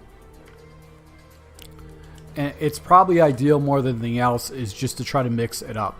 So if you show your opponent the same type of a look and just and basically run different types of coverage against them, that's going to basically go ahead and catch him off guard and put you in a situation where you win more games because they're trying to guess whether the pressure is coming in or not. He's got to protect himself by blocking a tight end or a running back. You can't put all 5 guys out. And you always have this back pocket blitz. So from a defensive standpoint, you can run a lot of coverage initially, and then on 3rd downs, 4th downs type of situations, you can run the blitz against him to catch him off guard and just mix it in. So this is a quick blitz strategy. It's not the best blitz out there, but it's a blitz that's basically going to go ahead and get you some stops and stuff like that. So once again, I'm a subscriber. Thank you for your support, guys. To my patrons, once again, thank you for support, and I'll be rolling out more offensive, defensive tips to take your game to the next level. So thank you, and until next time.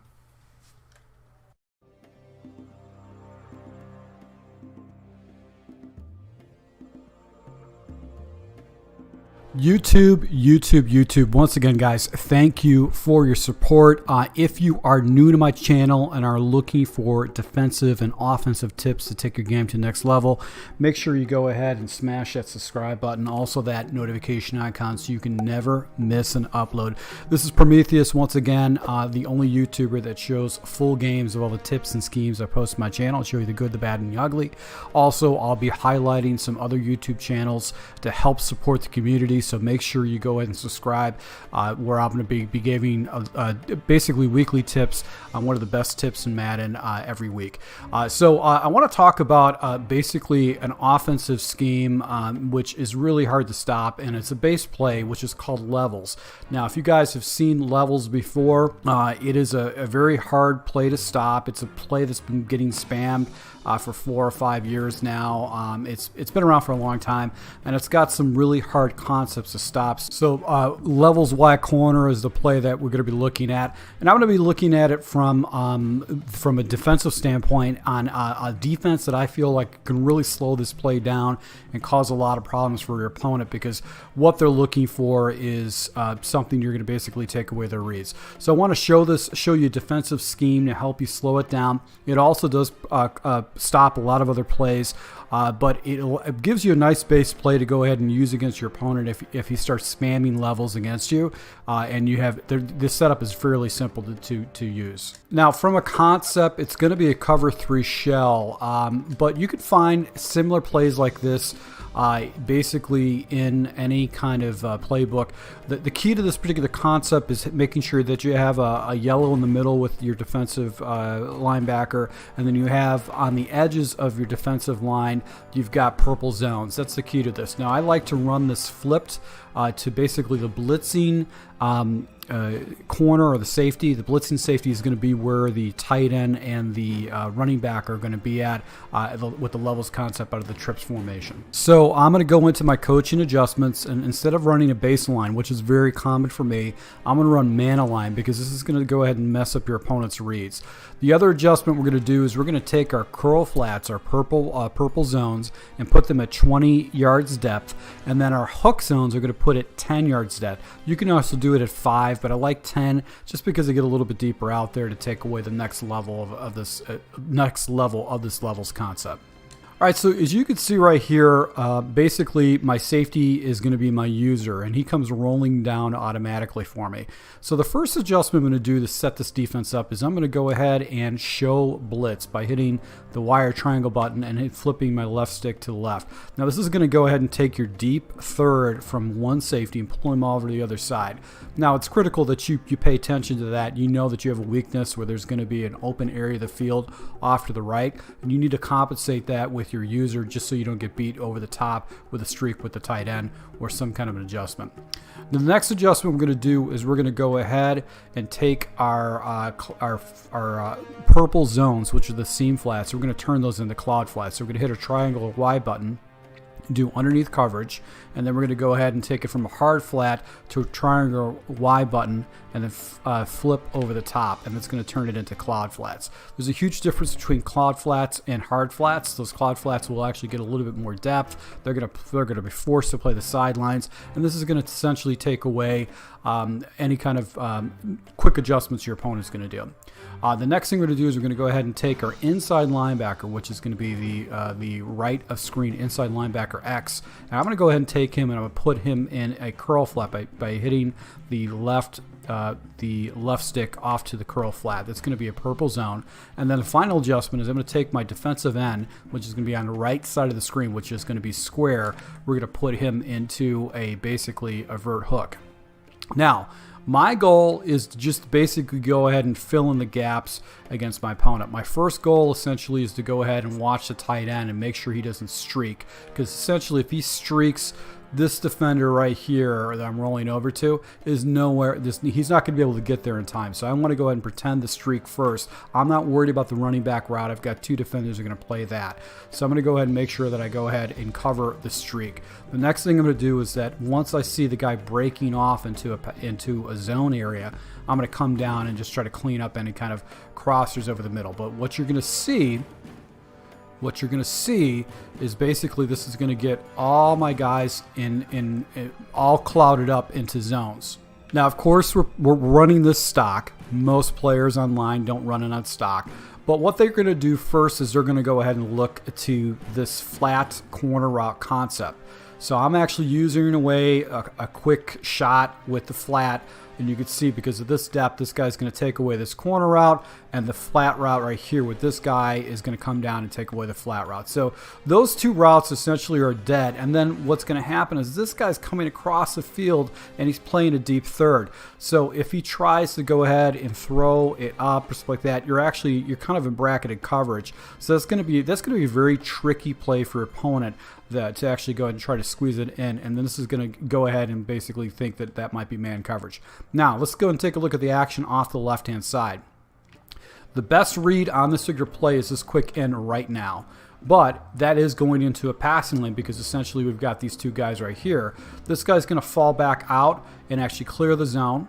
And then basically these guys right here are just going to clog up that levels concept, and I'm going to go ahead and carry until he gets into the zone areas right here. Now this wide receiver actually sticks right here, so that's going to be the late progression read. But I assure you, most Madden players are not going to see that, not going to be patient enough to do that, especially when they get some kind of block shed action. Now, I'm only sending two people, so this is a very max coverage type of situation. But if you blend this in with a blitz, with an occasional blitz with the same type of look, it's going to be very frustrating and it's going to shut down a lot of their plays. Now, the one thing I have noticed is a lot of times the CPU will roll out right. I do have a very good defensive end on the right side, which is Bosa, so that might be causing him to roll out. But for the most part, it's going to force him to throw into user territory unless he makes some kind of adjustment. Now, I actually labbed this play against basically all the other plays in this formation, this gun trips tight end offset out of the Packers playbook, and it does a really good job of actually causing these plays to get shut down. So that's what I do like about it. So this is a random play. I don't know what the CPU is going to do. And it comes with a nice little run right there, and I stop that for a couple yards. Got the play set up once again. Little play action, crossers, and you can see if he goes in and drops it down to underneath, you're going to be able to shut that off. So this is actually a really good base play to use against your opponent. And you can adjust from there.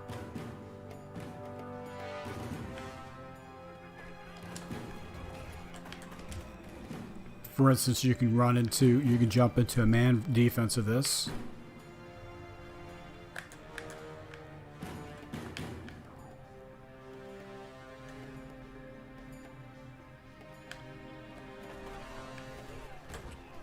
Especially if he likes to run the ball.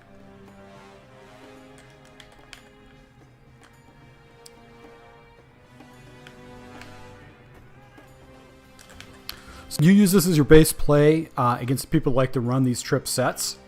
And then you can just jump into other plays to go ahead and just cause them some problems. So that's what I do like about it. It's going to basically kind of take away that money play, which is levels. And it's going to take away a lot of other plays too, and it's just going to force them to make reads. Once again, your responsibility is just to make sure he doesn't streak up a guy, this tight end, and play the seam, and just let all your defenders fall into their zone. So once again, guys, if you like these type of tips, go ahead and smash that like button. And I'll be rolling out more offensive and defensive tips to take your game to the next level. So thank you for your support, and until next time.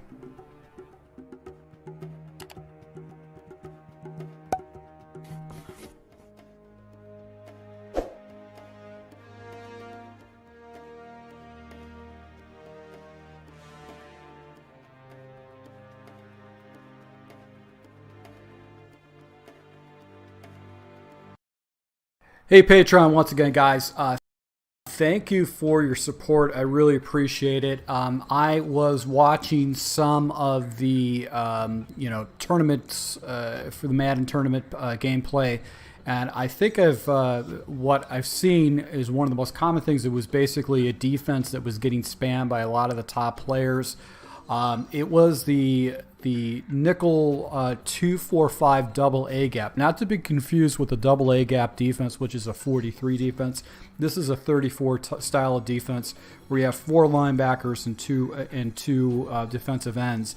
But this is a blitz that is a very aggressive blitz.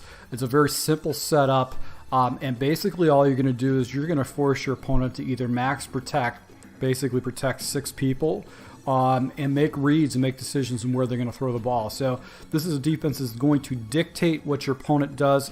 Now, I haven't labbed this against rushing plays at all, so I really don't know how effective it is against the run. I can tell you that it's probably the best pass defense out there. Now, ideally, you want to have yourself good defensive backs. So if you're playing a regs team, the perfect team to run this with would be like the Patriots. It's a phenomenal team. You could just constantly send pressure. Ideally, your edge defenders are going to be people that you want to have your fastest speed to, because you want to get in the backfield as quickly as possible. Now, let's go ahead and take this down. You can find this in the Redskins, the Titans, the Buccaneers, Steelers, Jets, Giants, Patriots, Dolphins, Rams, Texans, Packers, Lions, Broncos, Bears, Ravens, and the Cardinals. So it's a cover 1 hole. It is a 2-4-3 double A gap defense. If you're playing a custom defense, you might want to throw this into your scheme, just because this is a great play to go and throw into 3rd and long type of situations, because it's a very fast and simple setup. You're going to get pressure against your opponent unless he actually makes the right adjustments. Now, when I'm setting up my defense, we want to go to the rush defenders. So first and foremost, your right defender, your rush left end, you want to have your fastest guy. So I put in Jerome Baker from the Dolphins, 89 speed, outrageously fast. My right rush defender is Gurgle Hill. He's 89 speed, really fast. And then your defensive tackles, you obviously want to have big body block shedders.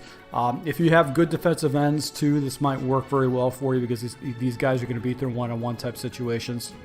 Your linebackers also need to be very effective rushers. So anybody that has good rushing abilities, Shaq Lawson and Van Noy are also good rushers too.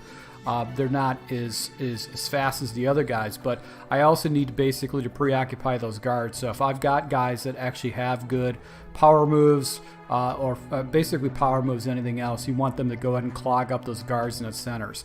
As far as our defensive backs, we want to basically have our third best defensive back in the slot position. So anybody that's got really good speed, man coverage is the ideal situation. Now I'm going to go against one of the best offensive lines, at least on the edge, which is going to be the Saints. They've got elite tackles.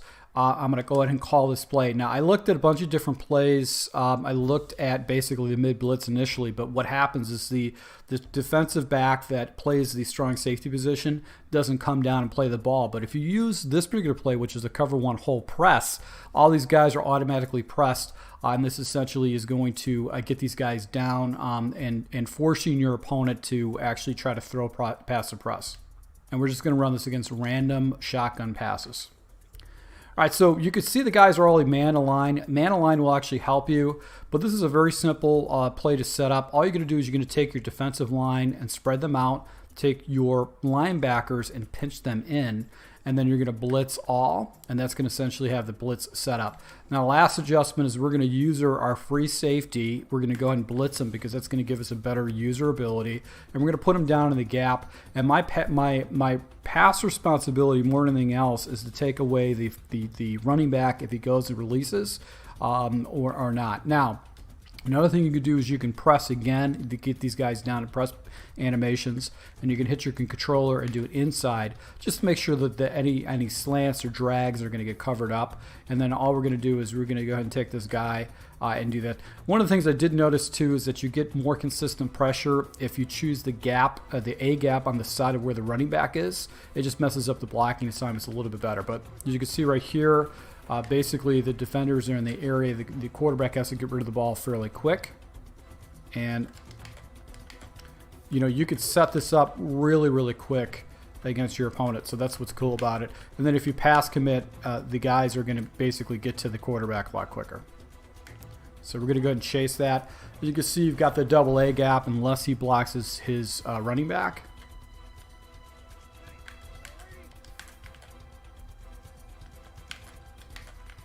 So really this is a very fast blitz to set up. And you've still got basically that pressure coming off the edge, even if he blocks his running back. So he's gonna have to max protect to stop this blitz. So you can see right here, the running back actually has to take on this corner right here, and then obviously this guy comes in clean. So if you've got fast defenders that can come off the edge, 89 speed, 85 plus speed, they're going to come in and make the quarterback react quickly. And if you've got defensive backs that actually play pretty good man coverage, then you'll be able to go and get rid of that ball. Now, obviously you can get beat over the top if you do a press type situation, so you might not want to do a double press. So if you just go with a single press, spread, pinch, blitz the guy right here, and then we're going to watch the unassigned guy is the running back off to the left.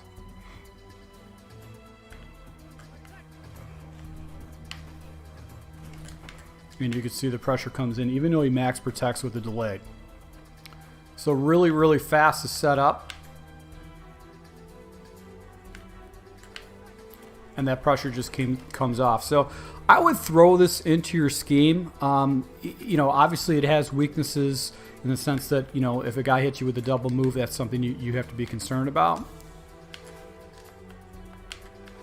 But it's just a very good blitz that you can throw into your scheme, and it's gonna force your opponent to make fast and hot reads. So if it's a third and long type of situations, it's a really good blitz to go ahead and jump into, just to keep your opponent honest. So just make sure you pass commit, send that pressure,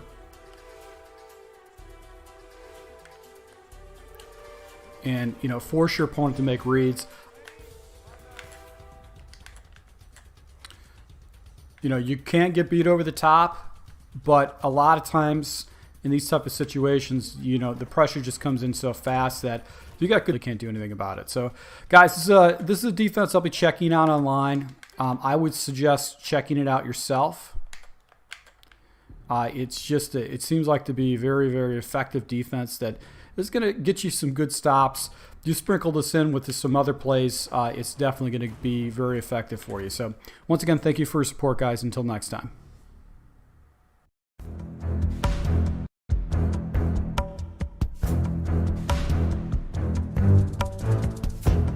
Hey, this is Full Game Prometheus, the only YouTuber that shows you full games of all the tips and schemes I post on my channel. I'll show you the good, the bad, and the ugly. So guys, you're new to my channel, make sure you hit the subscribe button.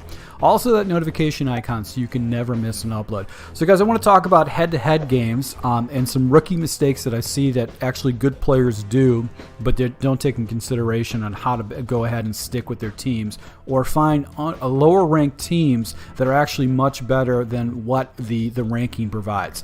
Now, the teams right now that have suffered injuries and have poor records but actually have a bunch of players that are hurt are usually a lot better teams than the teams out there that basically are just suck with players that are healthy. So if you got a team that you love, like for instance the Chicago Bears or the Cowboys is a great example of this, a team that you love that just sucks now because all their players are hurt, you can go in and actually change the roster and play injured players to optimize your team and make it much better. So I played against a guy I was playing the Cowboys, and one of the things I noticed, he wasn't using Dak Prescott as his quarterback.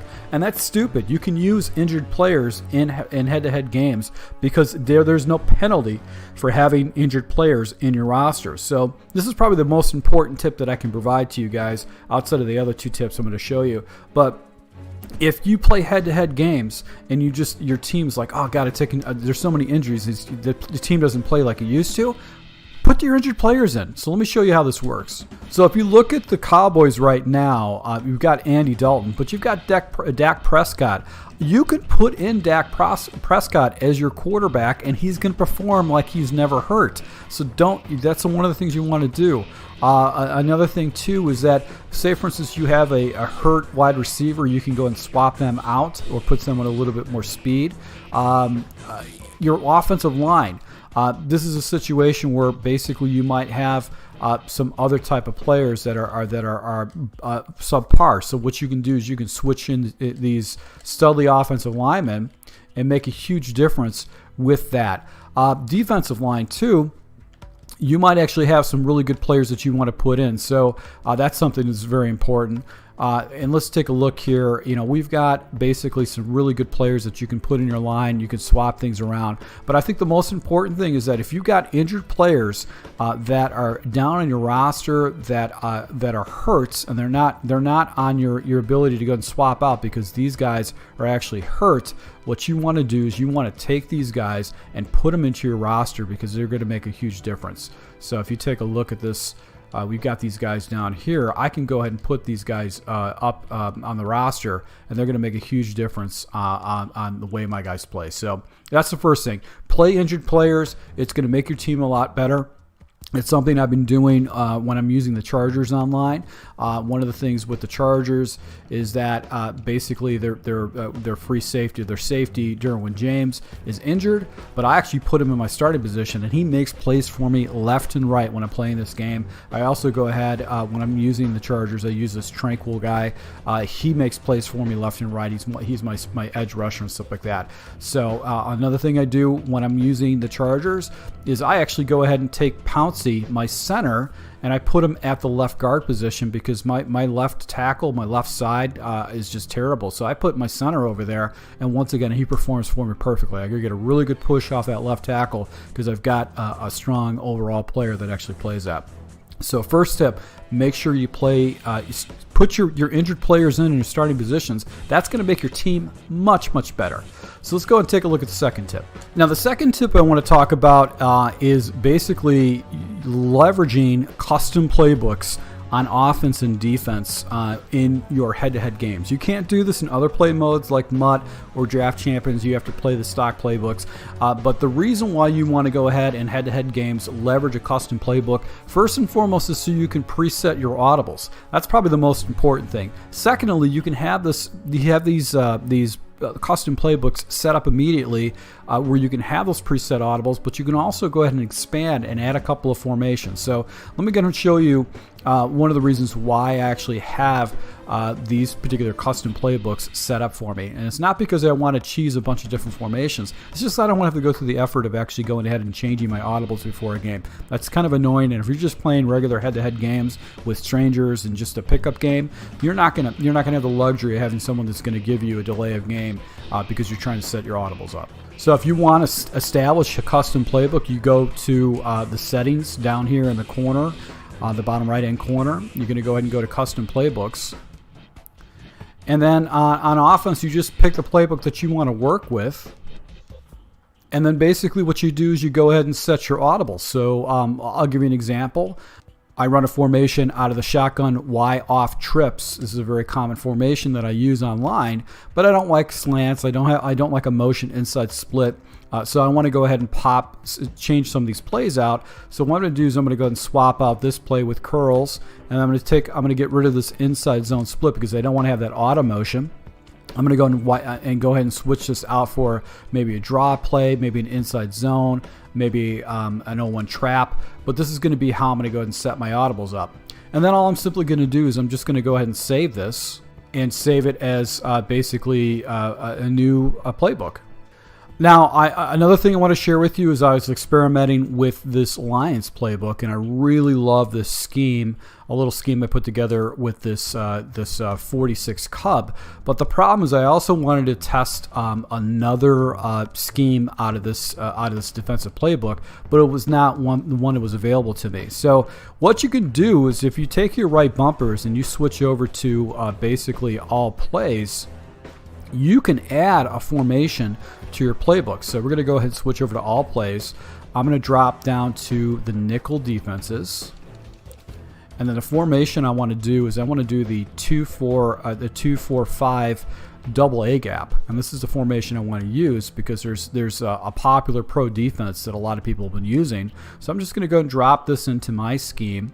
And then what I can do too is I can go ahead and take this and change my audibles around. There might be some plays that I don't want to use in this scheme. So now I've got this new playbook in my scheme, and maybe I want to get rid of this cover 3 show 2 and swap that out with just a basic cover 3 because I don't want to do that show 2. So this provides me just a little bit more flexibility with my defenses, and then I can put in different types of plays that I feel like are going to make me optimize my defense. And once again, I can save this as a new base defense. So if you guys are playing regs, I first and foremost would recommend making sure you alter your rosters.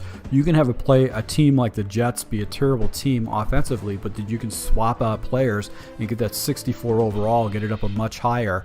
Another thing too is you want to go ahead and make sure that you put in custom playbooks so you have not only basically all your audibles preset, but you have access to maybe a couple additional formations that you can use to win more games. So guys, these are 3 common sense tips that some people just don't know about. If you take a look at some of my gameplay, you'll see people using injured player replacements or backup quarterbacks. You don't have to do that. You can have your starters play, and you want to have custom playbooks. Take advantage of it. There's no reason to be running base stock playbooks and making adjustments and changes. You can go ahead and have your audibles preset. You can add in special formations and make your gameplay a lot better. So once again, to my subscribers, thank you for your support, guys. If you do like these type of tips, make sure you smash that like button, and I'll be rolling out more offensive and defensive tips to take your game to the next level. So thank you for your support. Until next time.